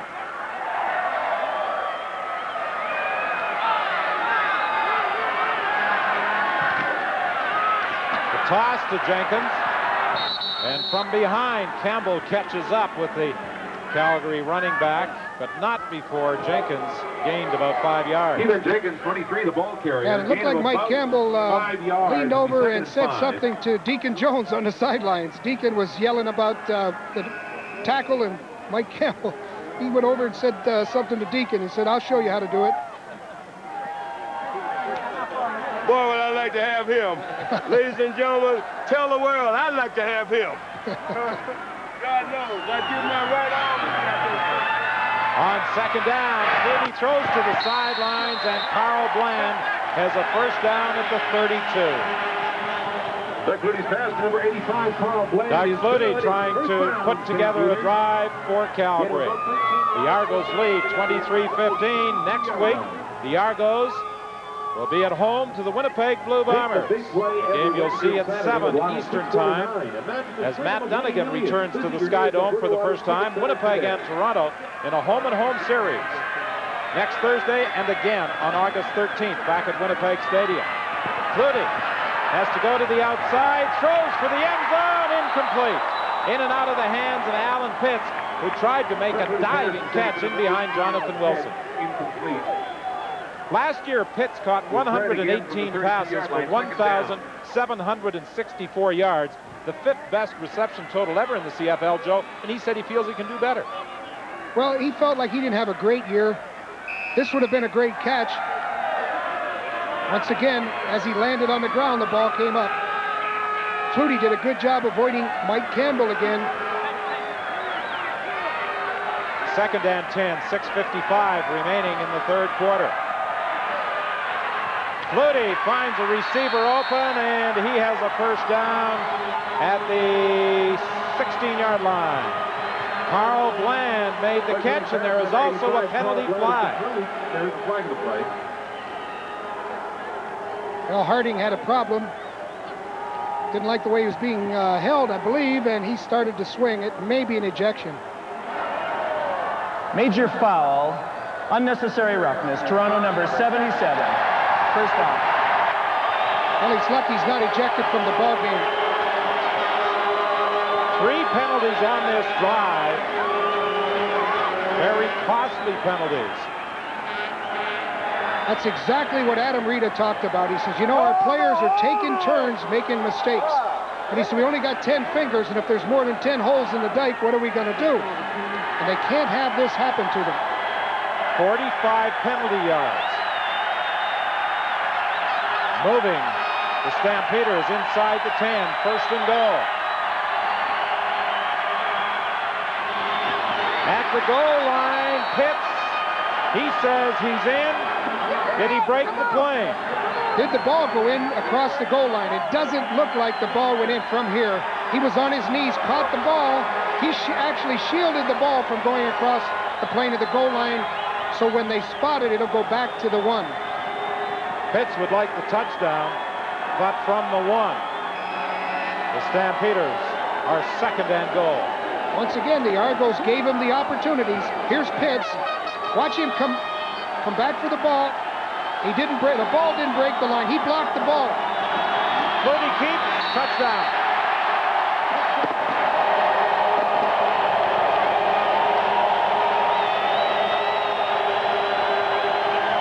Well, that's how to answer a long drive from Toronto. Flutie came back and answered it with a touchdown of his own. Good mobility by Flutie.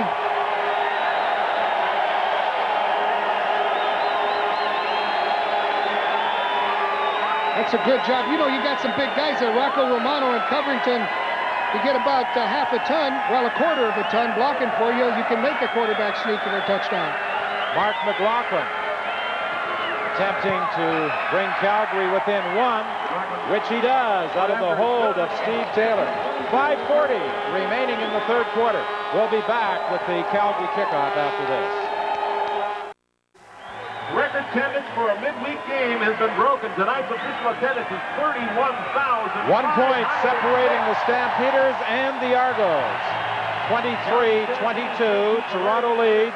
Doug Flutie scoring the touchdown, his 5th of the season, and he leads the league in rushing touchdowns. The Rocket on the return. Penalty flag as he is brought down up at the 41-yard line. We'll sort out the penalty for you in just a moment, but first let's join Scott. Well, Don, the playing with pain award tonight clearly goes to Ricky Foggy, who now has a sprained ankle to go with that fractured left hand. It happened when he was sacked late in the first half of this game. They've wrapped it tightly. He's handling it just as he's handling the broken hand. But Ricky Foggy is tough. Says He'll need one more fracture before he calls his mother. But down here on the Argo bench, there's a serious lobby to have Foggy donate his body to medical science right after this game. Keep your energy. You keep your energy. A penalty, a holding call on the 27-yard run back by the Rocket. Takes the ball back to the 25-yard line. 1st and 10, Toronto. Those 104 yards in penalties have hurt the Argos. And the running Pinball Clemens has hurt the Stampeders. This is uncharacteristic of Toronto to run the football out of an I formation, but it seems to be what Foggy's most comfortable with. He gets a good first down. He doesn't have that pressure of always trying to get a 2nd and 10 converted. Actually, they made the first down again, so he's getting those good first downs out of Michael Clements, and then he's able to connect for the first downs.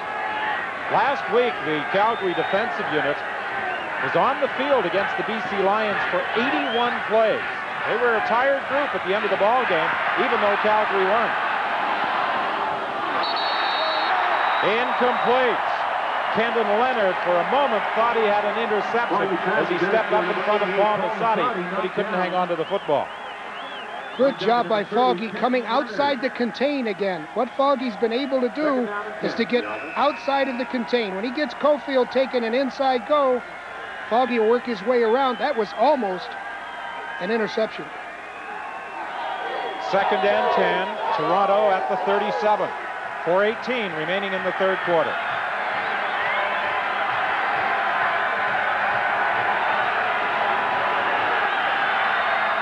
Ismail makes the catch, and he is hit immediately by Tucker. What a hit Tucker gave him. Earl Tucker came up and hit him right where there aren't any pads. Right in the soft spot below the shoulders and above the hips. That doesn't feel good. Number 3, Errol Tucker from Stampeders. How do you stop a fast guy? 7 yards to go at the 40-yard. Tackle him. And that's a continuation of the Stampeder defensive philosophy.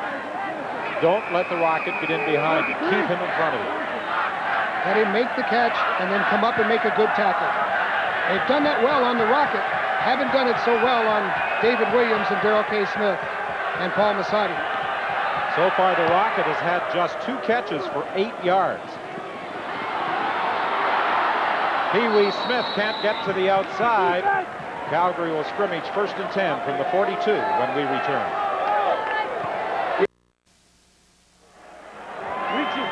31,506 are watching the game tonight at McMahon Stadium in Calgary. Officially, the largest regular season crowd, 36,107 on September 3rd, 1990, to watch Edmonton. But Larry Rickman, the owner, was telling us before the game, Joe, that anything over 30,000 would represent the largest paid crowd. It's hard to believe that 5,000 got in for nothing back in Labor Day. Number 23, Scott? the ball carrier. Well, Don, I'm on the sidelines with the Stampeder owner, Larry Rickman. You just referred to him, and he's delighted there's a record crowd here tonight because tomorrow is payroll day. You need them all in this building, don't you? Well, that's all part of the equation. I know that you had crowds in excess of 30 last year, but you've made the point, and Don did too, that they weren't all paid. Yeah, we don't do any promo tickets now, and candidly, we're extremely excited to have over 30,000 paid. It's a record. Excited, I guess, most of all because you're at the break-even point. The talk is you need around 30 per game to pay Doug Flutie that $1 million a year. No, that actually isn't correct. It's closer to 25,000 people, and as you know, Flutie's deal was a sponsorship deal, but candidly, we're very happy. Thank you, Larry, for not letting the facts get in the way of a good story. Okay. Don? And that's the football tie that Larry Rickman is wearing, Scott, that we referred to earlier. Will it continue to be a good luck tie? This might have a lot to do with it. It's 3rd down. If Flutie can make this 1st down, which he apparently did, that is a good luck tie. Rickman has worn that same tie for the first 3 games of the season, which the Stampeders, of course, have won.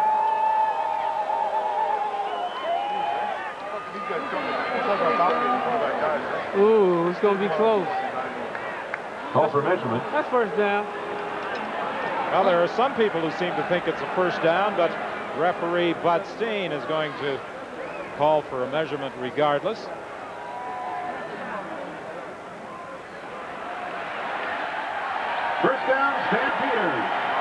And those who expressed confidence obviously knew what they were talking about. Well, Doug Flutie can fly. Did you see him? He flew right over top of McDonald.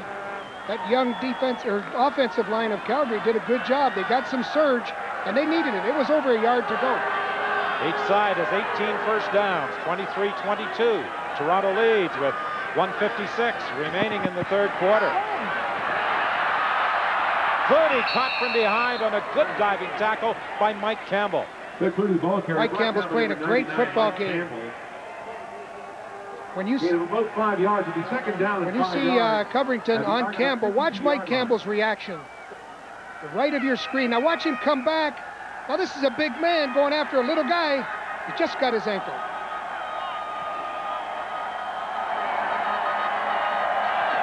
Second and 5. Pitts could not hang on. He actually had both Benson and Warren covering him in the flat. Well, Warren doesn't usually drop off, so that took them a little bit by surprise. He was not coming like he does on the rush. So Pitts was sandwiched. He actually had two linebackers, one on either side of him, and Wilson behind him. I think he might have heard somebody coming. This is only the second punt of the game for Martino.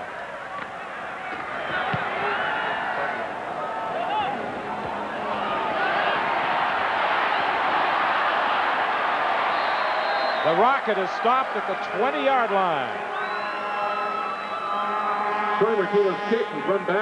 The Yankees and the Blue Jays hook up in American League Baseball action on CBC television tomorrow.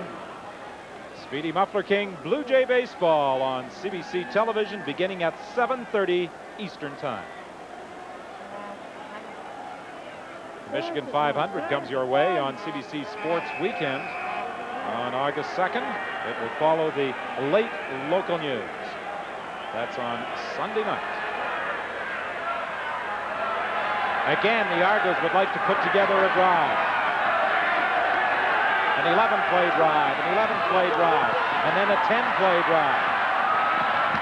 And if Mike Clements continues to run as he is, they could put together another march. Foggy's smart. He's using Michael Clements. He's getting those good first downs. He never gets himself in a situation where he has to make that 2nd and 15, 2nd and 10 connection. Therefore, the pass rush isn't nearly as effective. 2nd and 3 for Calgary.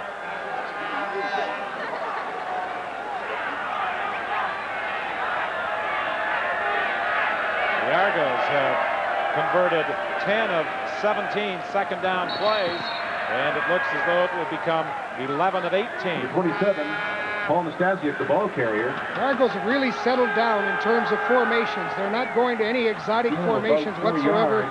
Foggy's playing just basic football, making sure that he gets a good first down play, and then he's following up with whatever the down and distance dictates. Foggy didn't like where the ball was spotted, and as a result, they will measure. He thought the ball should have been across the 30-yard line. But regardless of whether they have a first down, I think they'll go for it on 3rd, don't you? Yeah, and it looks like Foggy's talking to Darrell K. Smith rather forcibly. He's giving him a few shots in the huddle. I don't know what that's all about. I guess Foggy's showing him that he's a take-charge guy. He actually gave a couple shots on the shoulder pads. Maybe he wants Darrell to block more. It is just short of a first down.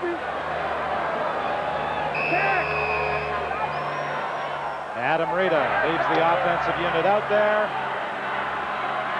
Foggy will keep. He loses the ball in the exchange from center. It's recovered by Matt Finlay. And Joe, at the start of the telecast, you talked about his bad hand, and that may have contributed to the fumble on the final play of the third quarter.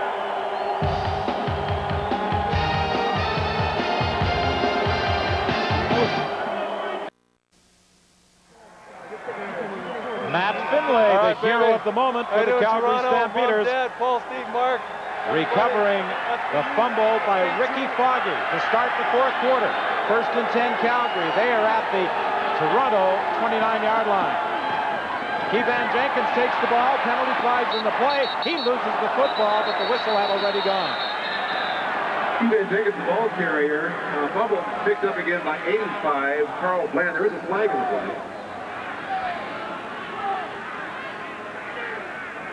It appears as though the penalty is against Calgary. Likely a holding infraction. That's illegal procedure! Holding, Calgary number 60, first down repeated. Bruce Covington guilty of holding. Statistically, not very much between the two. The Argos with a 4-minute edge in time of possession. There have been 5 turnovers in the football game. The most recent one could be very costly for the Argos.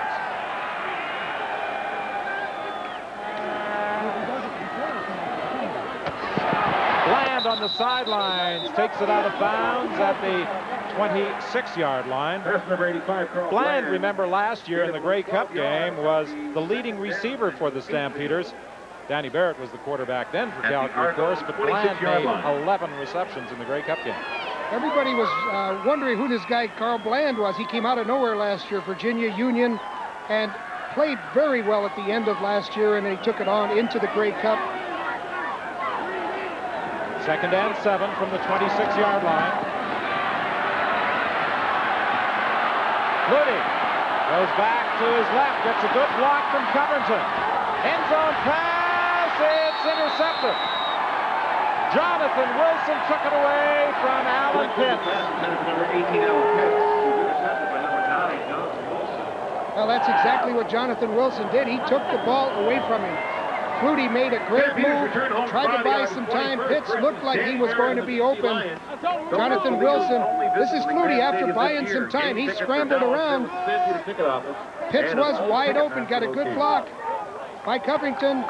Renfrew Chrysler is again proud sponsors for the Calgary Stampeder football And Jonathan Wilson stepped in front, made the interception. Turnovers have had a lot to do with scoring drives in this ballgame. So the Argos get the ball back. First and 10 at their own 25. 13:45 remaining in the game. Toronto leads by a single point. Good moves by Mike Clemens as he gets out to the 27-yard line. He could have been trapped for a loss, but he zigged and zagged and picked up a yard. Well, they got to be happy with Clemens because he's just giving you those right angle. Ronnie Lancaster Jr., he's happy with the way Clemens is going because they get good first downs from him. He really works across the field. You never know where Michael Clemens is going to end up. Even if the play is called to the right side, he usually ends up on the left side, then maybe back over to the right side. And Ron Lancaster Sr. will be happy tonight as Eskimos defeated Ottawa. Masadi up at midfield to the 50 of Calgary. Target pass to number 88. Paul Masadi is good. Well, there's the bumblebee again. The bumblebee can't fly, but nobody told the bumblebee he can't fly. That's the same thing with Masadi. He always makes the big play. He stings you when you least expect it, a 33-yard gain. Excellent job. Kenton Leonard was right with him, but Masadi seems to have a competitive burst when the ball is close to him. He just pulls away from the defenders. First and 10, Toronto at the 50 of Calgary. Clemens.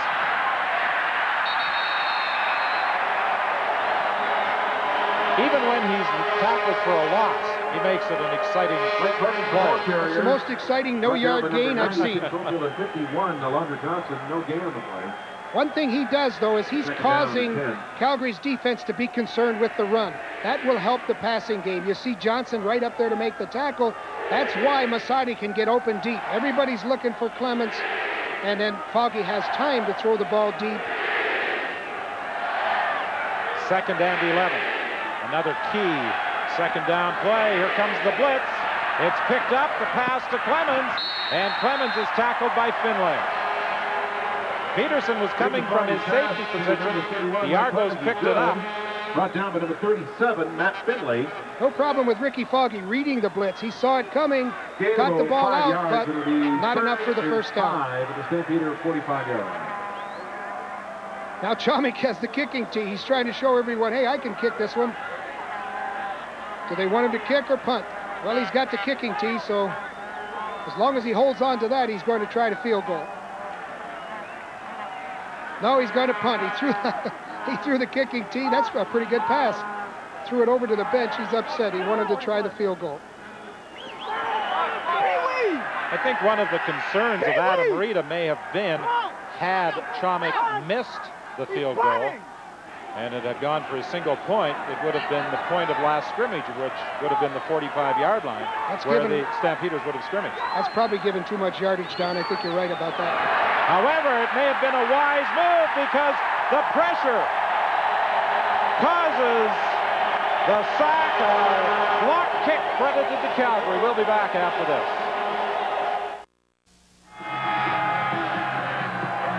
On the last punt attempt by Lance Chomik, Darrell Hall is coming in on a rush. Calgary had the rush on. They're overloading the middle. The snap was high. Darrell Hall forced Chomik to bring the ball down. And then, of course, Kent Leonard came in and made the tackle. Big field turnaround for the Calgary Stampede. Flutie trying to take advantage, throws to Crawford for a first down at the 35-yard line. This is the 6th time that the Stampeders have started to drive inside the Toronto 50-yard line. And they can't come away with turnovers. That's the thing that's killed Calgary to this point. They've had good yardage, but they have turned the ball over in scoring position several times.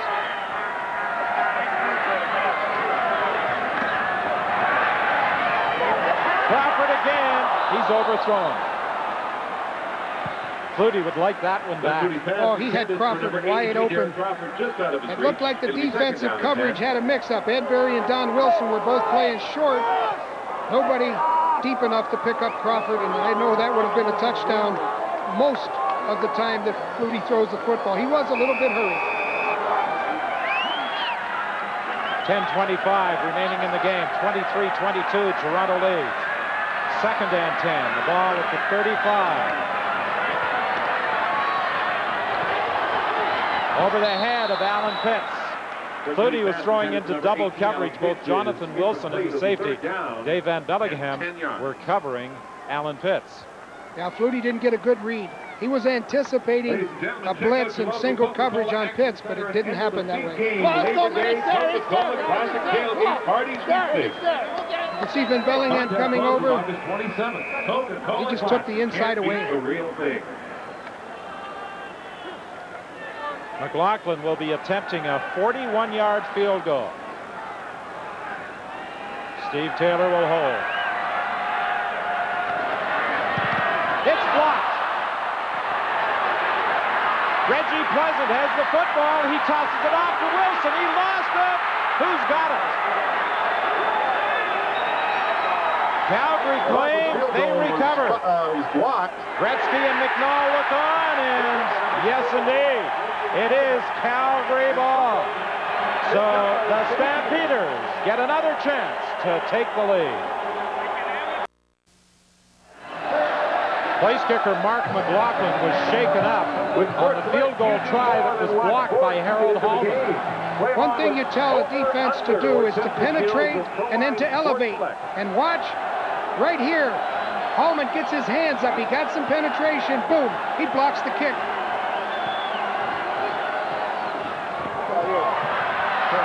Can the Argos afford to let the Stampeders load the gun this many times? First down pass to Crawford, incomplete. Doug Flutie's getting pre-snap reads, and I think he's going with what he sees before the ball is snapped, and the defense of Toronto is changing up on it. A Matt Dunnigan pass to Larry Thompson has Winnipeg leading BC 31-15. 9:23 remaining here at McMahon in a one-point game. Flutie from the shotgun. Throws deep for Sapunjas. The first time tonight he has gone to Dave Sapunjas, and he has a first down inside the 20. Well, we have another bumblebee, except this bumblebee is very fast. What happens on Sapunjas? Flutie looks over the field. Sapunjas makes a fantastic catch. He had to reach up to get this football. Flutie's ball is a little bit high. Watch Sapunjas. This guy did a good job in the Grey Cup last year against Toronto. had a great game last week. We haven't heard from him much tonight, but this is the biggest play of the game to date. Last week against BC, the Western Ontario product had 5 receptions for 175 yards. Flutie fumbles the exchange from center, and Mike Campbell quickly pins him. Flutie was lucky, actually, to get the ball back. That's the third fumble exchange from center that the Calgary Stampede have had tonight. And if you watch Flutie, watch the ball right there. It came right out. He's not riding the center. He's not anticipating Harold Holman being over the nose of that center, and the center's firing out. We thought it was going to be the other way around, that Foggy would have trouble. Again, from the shotgun.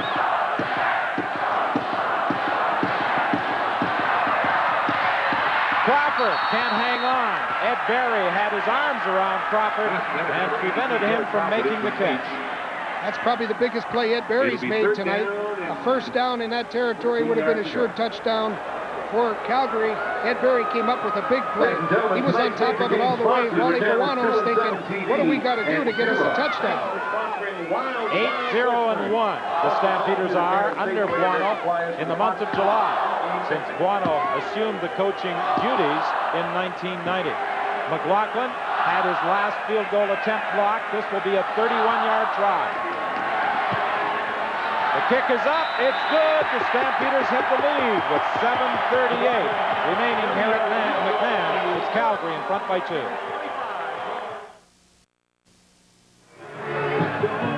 It's a beautiful summer evening here at McMahon Stadium, and the 31,506 fans in attendance are enjoying it much more now that Calgary has moved in front by 2 points with 7:38 remaining. The pinball starts from his own 13-yard line. He has to reverse his field and then try and cut back into the middle, and he is brought down at the 27. A 14-yard run back for Mike Pinball Clemens. Pinball Clemens, return of about 12 yards. The first down at the Argo 28-yard line. Ladies and gentlemen, we got this is the way the scoring has gone tonight here at McMahon Stadium. And also Gerald Luton. If you find them, head over to Eastside Security. We'll give you that information in just a moment as the Argos scrimmage 1st and 10 with 7:18 left in the game. Foggy is brought down behind the line of scrimmage. Kent Warnock was there, so was Will Johnson. Well, that's the big trees we were talking about, and Foggy tried to play fake, which takes time. When you fake to your back, that takes a little bit of time. Then when he looked for the receivers, he couldn't see around the trees. There's the play fake to Clements. Now, Will Johnson's right in on him. He collars him, and Shreko Zezakovic wraps him up. They refer to themselves as the Ultimate Warriors. And Alondra Johnson backs them up. Intended for Williams, knocked away by Tucker. Earl Tucker played that extremely close for this situation in the ballgame. Somebody should tell him there's only a 2-point lead. If that ball had been caught, Williams could still be running.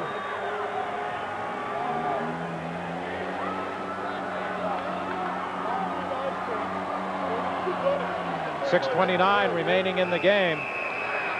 Tucker was born in Pittsburgh. He said, it doesn't bother me.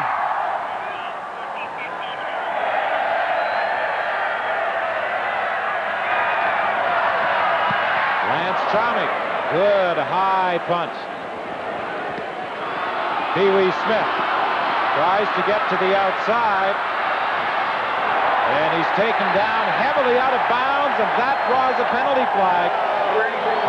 And a rough play of play will likely be assessed against the Argonauts.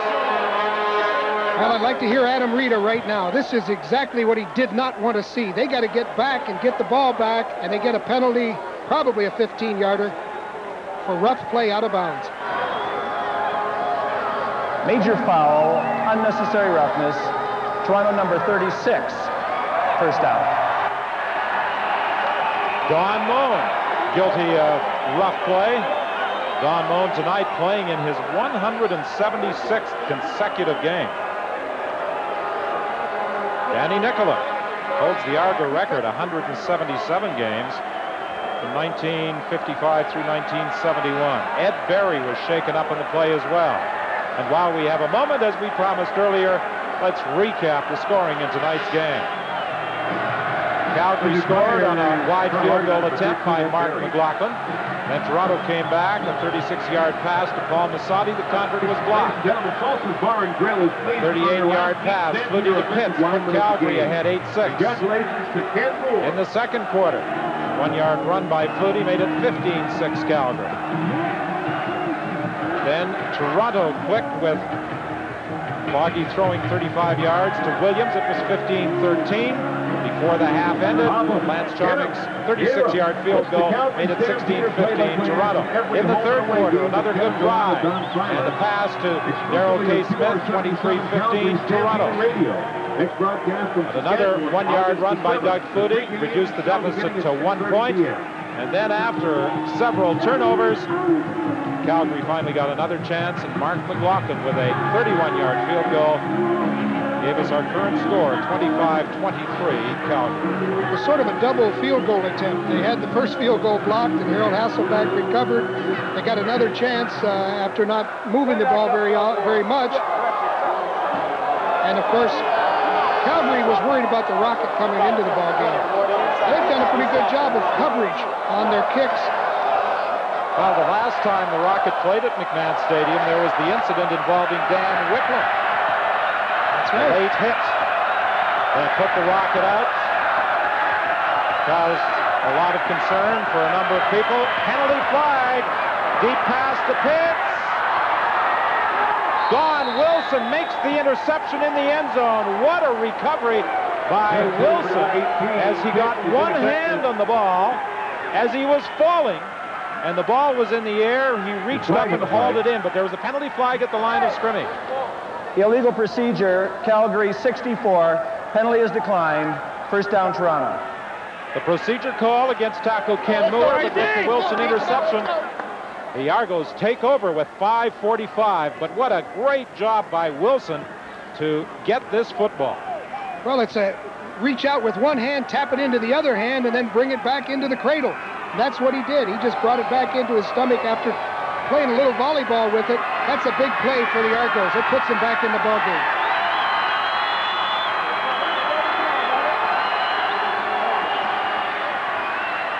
The fake, the throw to the Rocket. He's got the ball at the 52-yard line. That's why Rocket is always dangerous. You want him to catch the ball in front of you.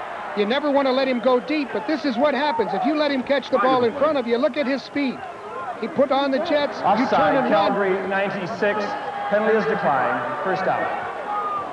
Zizakovic was offside on the play, but the penalty naturally is declined by the Argos. They have a first down at the 53. How about Ricky Foggy? I think he's played a whale of a ball game with all of the problems he's had going into this game. He's shown a great deal of poise. Williams wide to the right. The Rocket lines up wide left. Foggy with time, throwing for the Rocket, incomplete.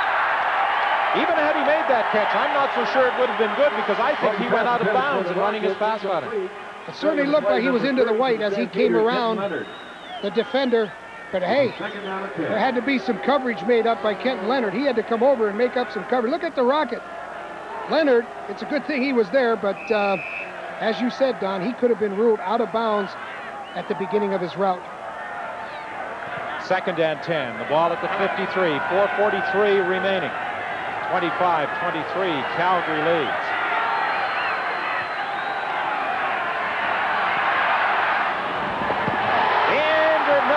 Yes, it is intercepted by Tucker. I thought he had dropped it, but he managed to hang on.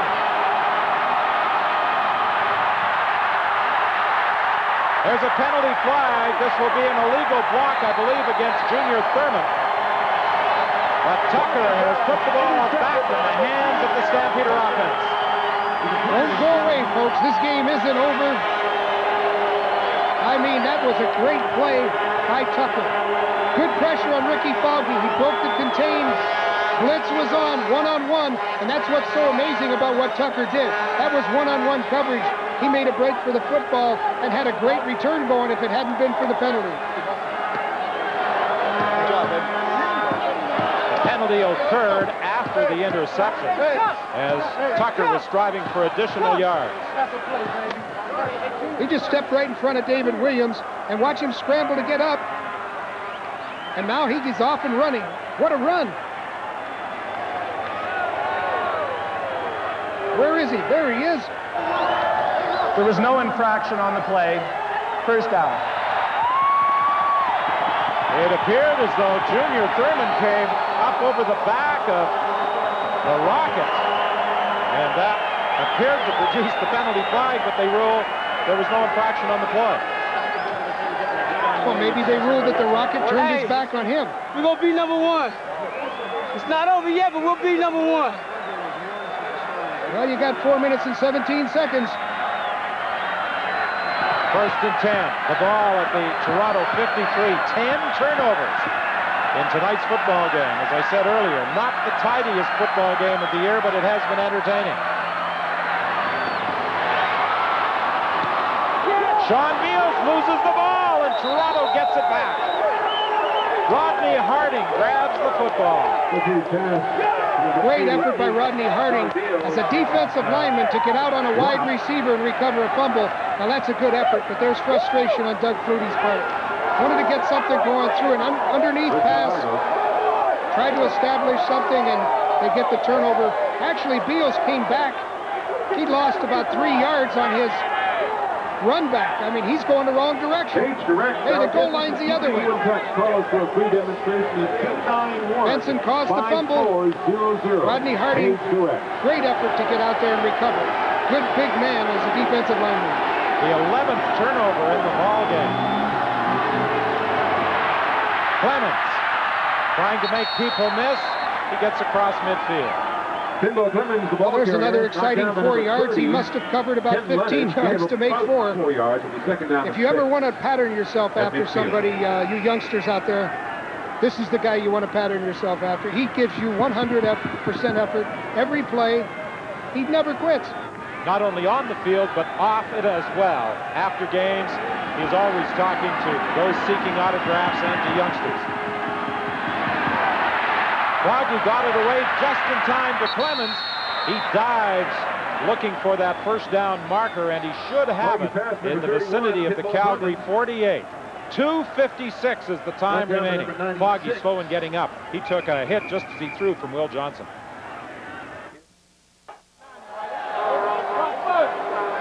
If the Argos pull this game out, Ricky Foggy might not be part of it. He is down on one knee. He is on the sidelines. John Kangemi has taken over at quarterback. Kangemi's only action this year, he came in that 61-20 route of the BC Lions. Kangemi keeps on the third down gamble and should have the first down. On the play before we went away, Clemens tried to get a first down. He was just a little short.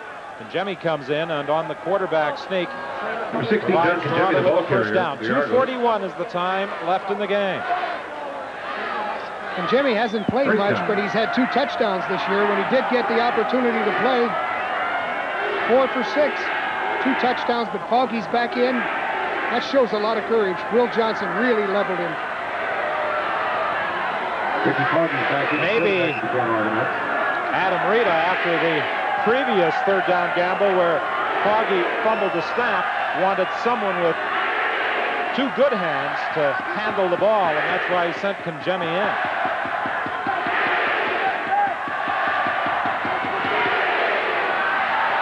Foggy airs it out for the Rocket. He can't catch up with it. There's a penalty flag at the 26-yard line.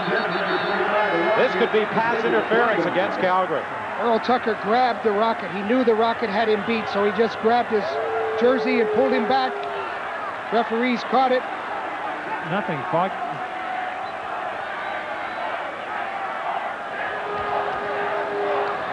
Illegal contact on an eligible receiver. Calgary number 3. First down, Toronto. Good call, Joe. Errol Tucker, who intercepted a pass on the last Toronto drive, may have caused a penalty that will keep this drive alive and enable the Argos to pull it out.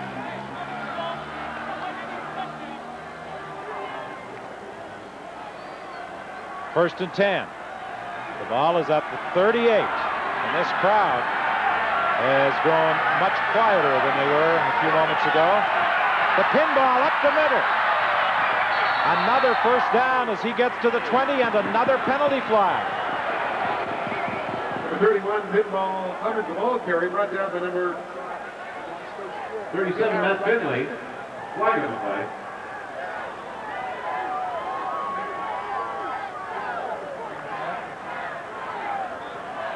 Rough play, Toronto.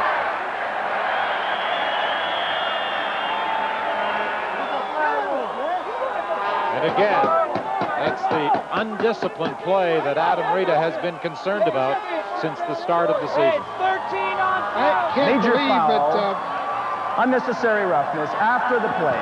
Toronto number 54. Toronto first down and 10. Well, that's Blaine Schmidt, and what they do, they pull both of the linemen to lead on that counter play, and pinball giving you all of that effort. I guess these linemen get a little bit pumped up. You know, the big guys like to get in on things. Pinball takes about 5 seconds to run a play because he's going laterally back and forth, and apparently what happened, Blaine Schmidt, as a lead blocker on the play, got a little bit careless and hit somebody after the whistle. Yes, it is. First and 10. The Rocket this time races to the outside. Cuts back into the 34-yard line, short of a first down. Paul Massotti was out throwing a good block, enabling the Rocket to turn upfield. Now, folks, if you don't think there's some hitting going on, you probably can't hear what we hear, because there is really, this game was supposed to be all of these fast skill people. Well, there's some fast skill people, but there's also, Massotti came over and popped Johnson. There's some pads cracking. And I think the skill has been relegated now to desire. Second and 3. The toss to the Rocket. Can he get a first down? Yes, he's to the 30-yard line. Will Johnson made the tackle. 1:44 is the time remaining. They got an injured player down. Foggy's trying to get a substitute in quick. He wants to keep the momentum. They've been moving the ball consistently. He'd like to get somebody in, but there's an injured player on the field. Hey, the Rockets done pretty well the last 2 plays.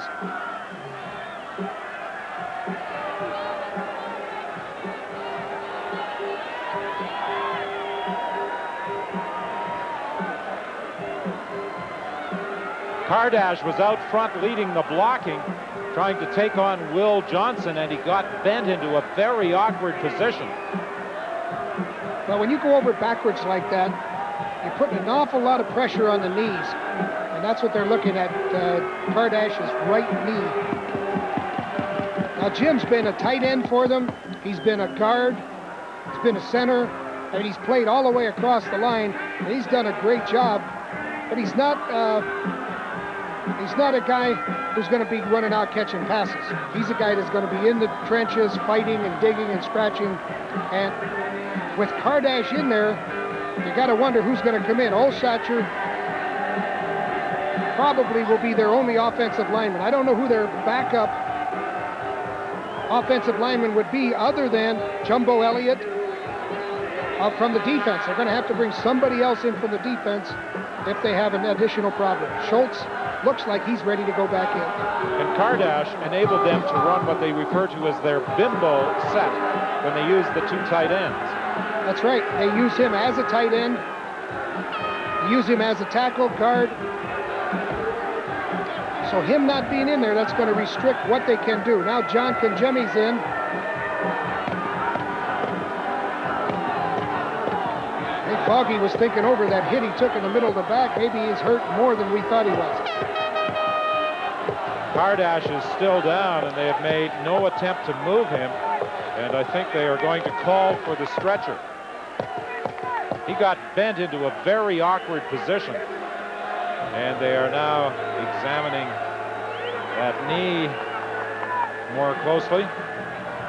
he was trying to maintain contact on Will Johnson, and Will Johnson had the leverage on him, and he pushed him over backwards. And as Will Johnson pushes him over backwards, right here, you can see he's puts a lot of pressure on that leg, on that right leg. That's 270 pounds on one knee. Kevin Duguay, the Argo athletic therapist, is on the field and is being assisted by Pat Clayton, the man with the red stripe on his shirt, the Calgary Stampeder athletic therapist. And whenever there is a serious injury, you see the trainers or athletic therapists from both sides go out on the field to assist in any way they can. Well, the incidents of injuries in football are quite common. There aren't very many serious injuries, and what they're doing now is trying to immobilize the leg. They don't want to aggravate it any further. They'll get him off the field, and then they'll take a better look at it, possibly an x-ray to see just what damage they have on that knee. Football knees don't bend the way they're supposed to. If you had a ball and socket on your knee, you wouldn't see nearly as many injuries, but you're on that turf, tremendous amount of pressure and good traction. So combined with the traction and the weight that Kardash took on the leg, yeah, they got it elevated. He'll be okay. And the introduction of the knee brace has certainly reduced the number of knee injuries for offensive linemen. No question about that. BC Lions lost their 4th in a row. The Winnipeg Blue Bombers now alone in first place in the CFL's Eastern Division, 41-15. Winnipeg winning tonight under the direction of Matt Dunnigan, who returns to the Sky Dome next Thursday to face his former teammates. You'll see that game on CDC television beginning at 7. John Kangemi in the ball game. 1st and 10. Kangemi hands off straight ahead. The Argos now trying to take some time off the clock and stay directly in front of the uprights, providing Lance Chomick with a shot at kicking a winning field goal. Well, they look like they're going to be content with getting good position in the middle of the field, run the clock down. Of course, Calgary's wise to that. They alertly called a timeout. Calgary will get the ball back in any event. Man, he's probably going to run one more play, right? Field goal position. Then we got to go 12-man rush. Pete, come on out, no. You'll never surprise Wally Buono. He's such an organized guy. He's always prepared. He's telling him now 12-man rush on the field goal attempt. So he's thinking one play ahead.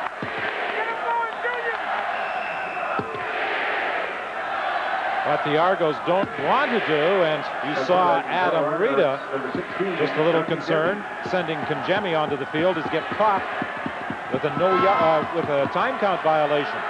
Only 5 seconds remain before they have to get this play underway. They got it off just in time. Kangemi keeps, and he dives inside the 25. So they have set it up for a field goal attempt by Lance Chomick. It'll be 3rd and 3. But 120 still remains. That's plenty of time for Doug Flutie to move the team down the field should Chomick be successful. Well, this is Lance Chomick's specialty, the field goals.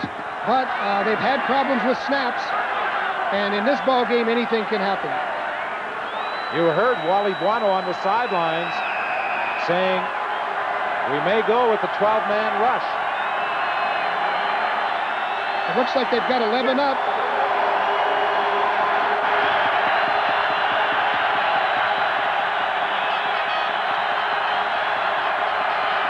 Chomick kicks. It's up, it's good. The Argos move in front by 1 with 1:03 remaining. But that's not a big lead when you have Doug Flutie with the football on the 35-yard line. And I know Adam Rita is thinking, if we can only hold them, if we can just stop them from getting into field goal position or even a touchdown. Two teams loaded with talent, and what we've seen tonight is a tremendous amount of mistakes and strategies. Both teams started with wide open play, and then they settled down and started playing very standard basic football.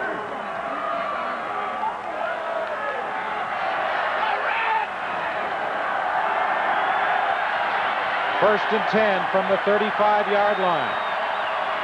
The Stamps only need a couple of first downs. Sean Beals will try and get one. He'll be close at the 45. And of course, the clock stops after every play, so that gives Flutie plenty of time to get it down into field goal range. Mark McLaughlin has kicked a 58-yard field goal. That is his career best. Remember, McLaughlin looked like he was shook up, though, after that mix-up on the field goals. On second down, Flutie trying to run for a first, and he's got it. 46 seconds remaining.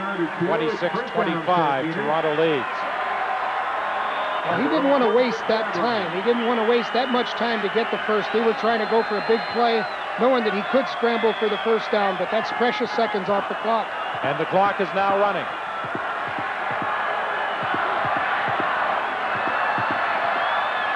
Flutie's pass is knocked down at the line of scrimmage. That's one of the problems Flutie has. If you keep him in the pocket, he has difficulty seeing upfield. And with the big defensive linemen getting their hands up, he can't always throw over them. That's what Dennis Myers said yesterday. They'd like to coop and contain. In other words, sort of box Flutie to keep him to the inside. But he has shown some scrambling. Didn't look like that was his primary purpose tonight. When the chips are down, you'll see Doug Flutie scramble. 34 seconds remaining. Second and 10, Calgary. The ball is at the 46.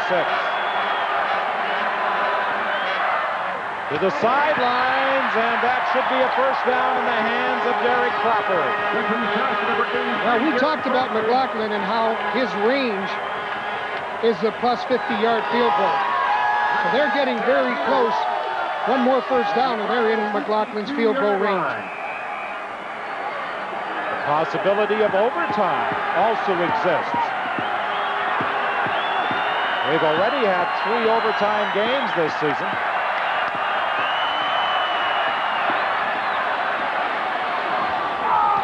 Flutie to Sean Beals. He stepped out of bounds between the 43 and the 44 with 25 seconds left. He's short of a first down. The Argo 43-yard line. Short of a first down, but we said Flutie would scramble when it comes to big plays, and he did his half rollout, threw an excellent pass to Beals. They're in field goal range at this point. They'd like to get closer, but they are in field goal range. Again, the clock will not start until the ball is snapped. 3 receivers to either side, lined up behind each other. Flutie keeps. That may have been one of those pinch audibles where he simply taps the center when he sees that the center is uncovered and runs straight ahead. Well, there's nobody left to take Doug Flutie. You've got 3 receivers on each side of the field. They have to be defended. Flutie was one-on-one, and he'll always win that battle. 18 seconds remain. Flutie again, running up the middle. And they are now within field goal range inside the 30. Well, we said Flutie would scramble when they got into that position, and that's exactly what he did. What a competitor. No Hail Mary pass, he said. We're going to kick the field goal now. And they're ready. Well, there's nothing that Adam Rita can do now. Well, there's one thing. He can hope for bad snap, a bad hold, or a bad kick. Yes, it's 3 people working together as the main components of a successful field goal: the center, the holder, and the kicker. And now the Argos have called a timeout. That's about the one thing that Adam Rita could do to give Mark McLaughlin a little more time to think about it, and perhaps for the Argos to try and set up some blocking scheme. They've got the rocket deep, and they're going to try to rush from usually the short side. The one wing back side will be where the rush comes from. They try to overload the side where there's only one blocker, usually from the left. 31,506 at McMahon Stadium, and I don't think anybody has left their seats tonight. This could mean an awful lot to either team. Standings, confidence, the rest of the season. Steve Taylor will hold. The kick by McLaughlin is up. It's good.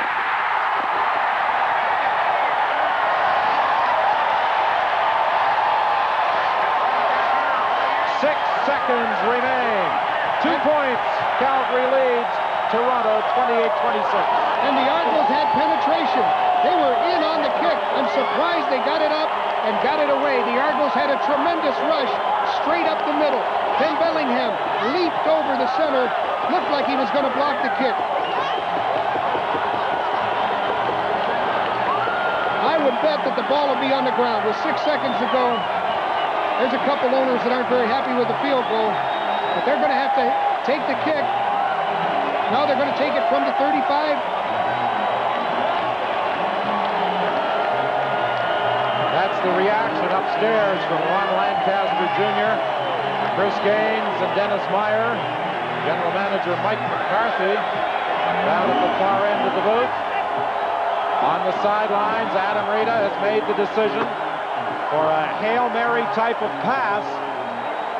Well, Time for one play. You see 4 deep people across the 35-yard line. Now that's going to give them a 20-yard pass. Ricky Foggy is in there. Sideline pass incomplete. 1 second remains. What a close ball game. So many times in this ball game it could have gone either way, and I think Adam Rita was dead on. He said, we've been taking turns making mistakes, and they made some critical mistakes to give Calgary a chance to get back in the ball game. The turnovers should have helped Toronto win this ball game.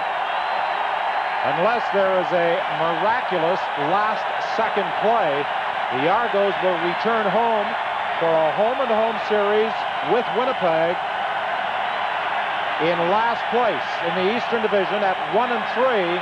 Winnipeg in first place at 3-1. They hit screen to the Rocket. He kicks the ball upfield. He was tackled as he kicked it. It goes out of bounds. There are no flags. The game is over. The Calgary Stampeders are still undefeated. They have won their 4th in a row. Wally Buono's going to be extremely happy. He had a lot of turnovers in this ball game, but Adam Rita had the penalties, and the penalties is what killed Toronto. 2 talented ball clubs, well organized on both sides. It was a good football game tonight. 28-26. Doug Flutie engineering the last-minute drive with Mark McLaughlin kicking the game-winning field goal as Calgary wins it 4th straight game. As a coach, Wally Buono still undefeated in the month of July. Scott? Well, right you are, Don. There's Wally Buono celebrating. He's never lost a game in July. The streak is still intact, and now the Argonauts have lost 2 in a row, so stand by for some Argonaut changes, or at least a strong letter. 28-26, the final. A week tonight, the Argos host Winnipeg. We'll have that game on the full CBC network. Thanks for watching. Good night from Calgary.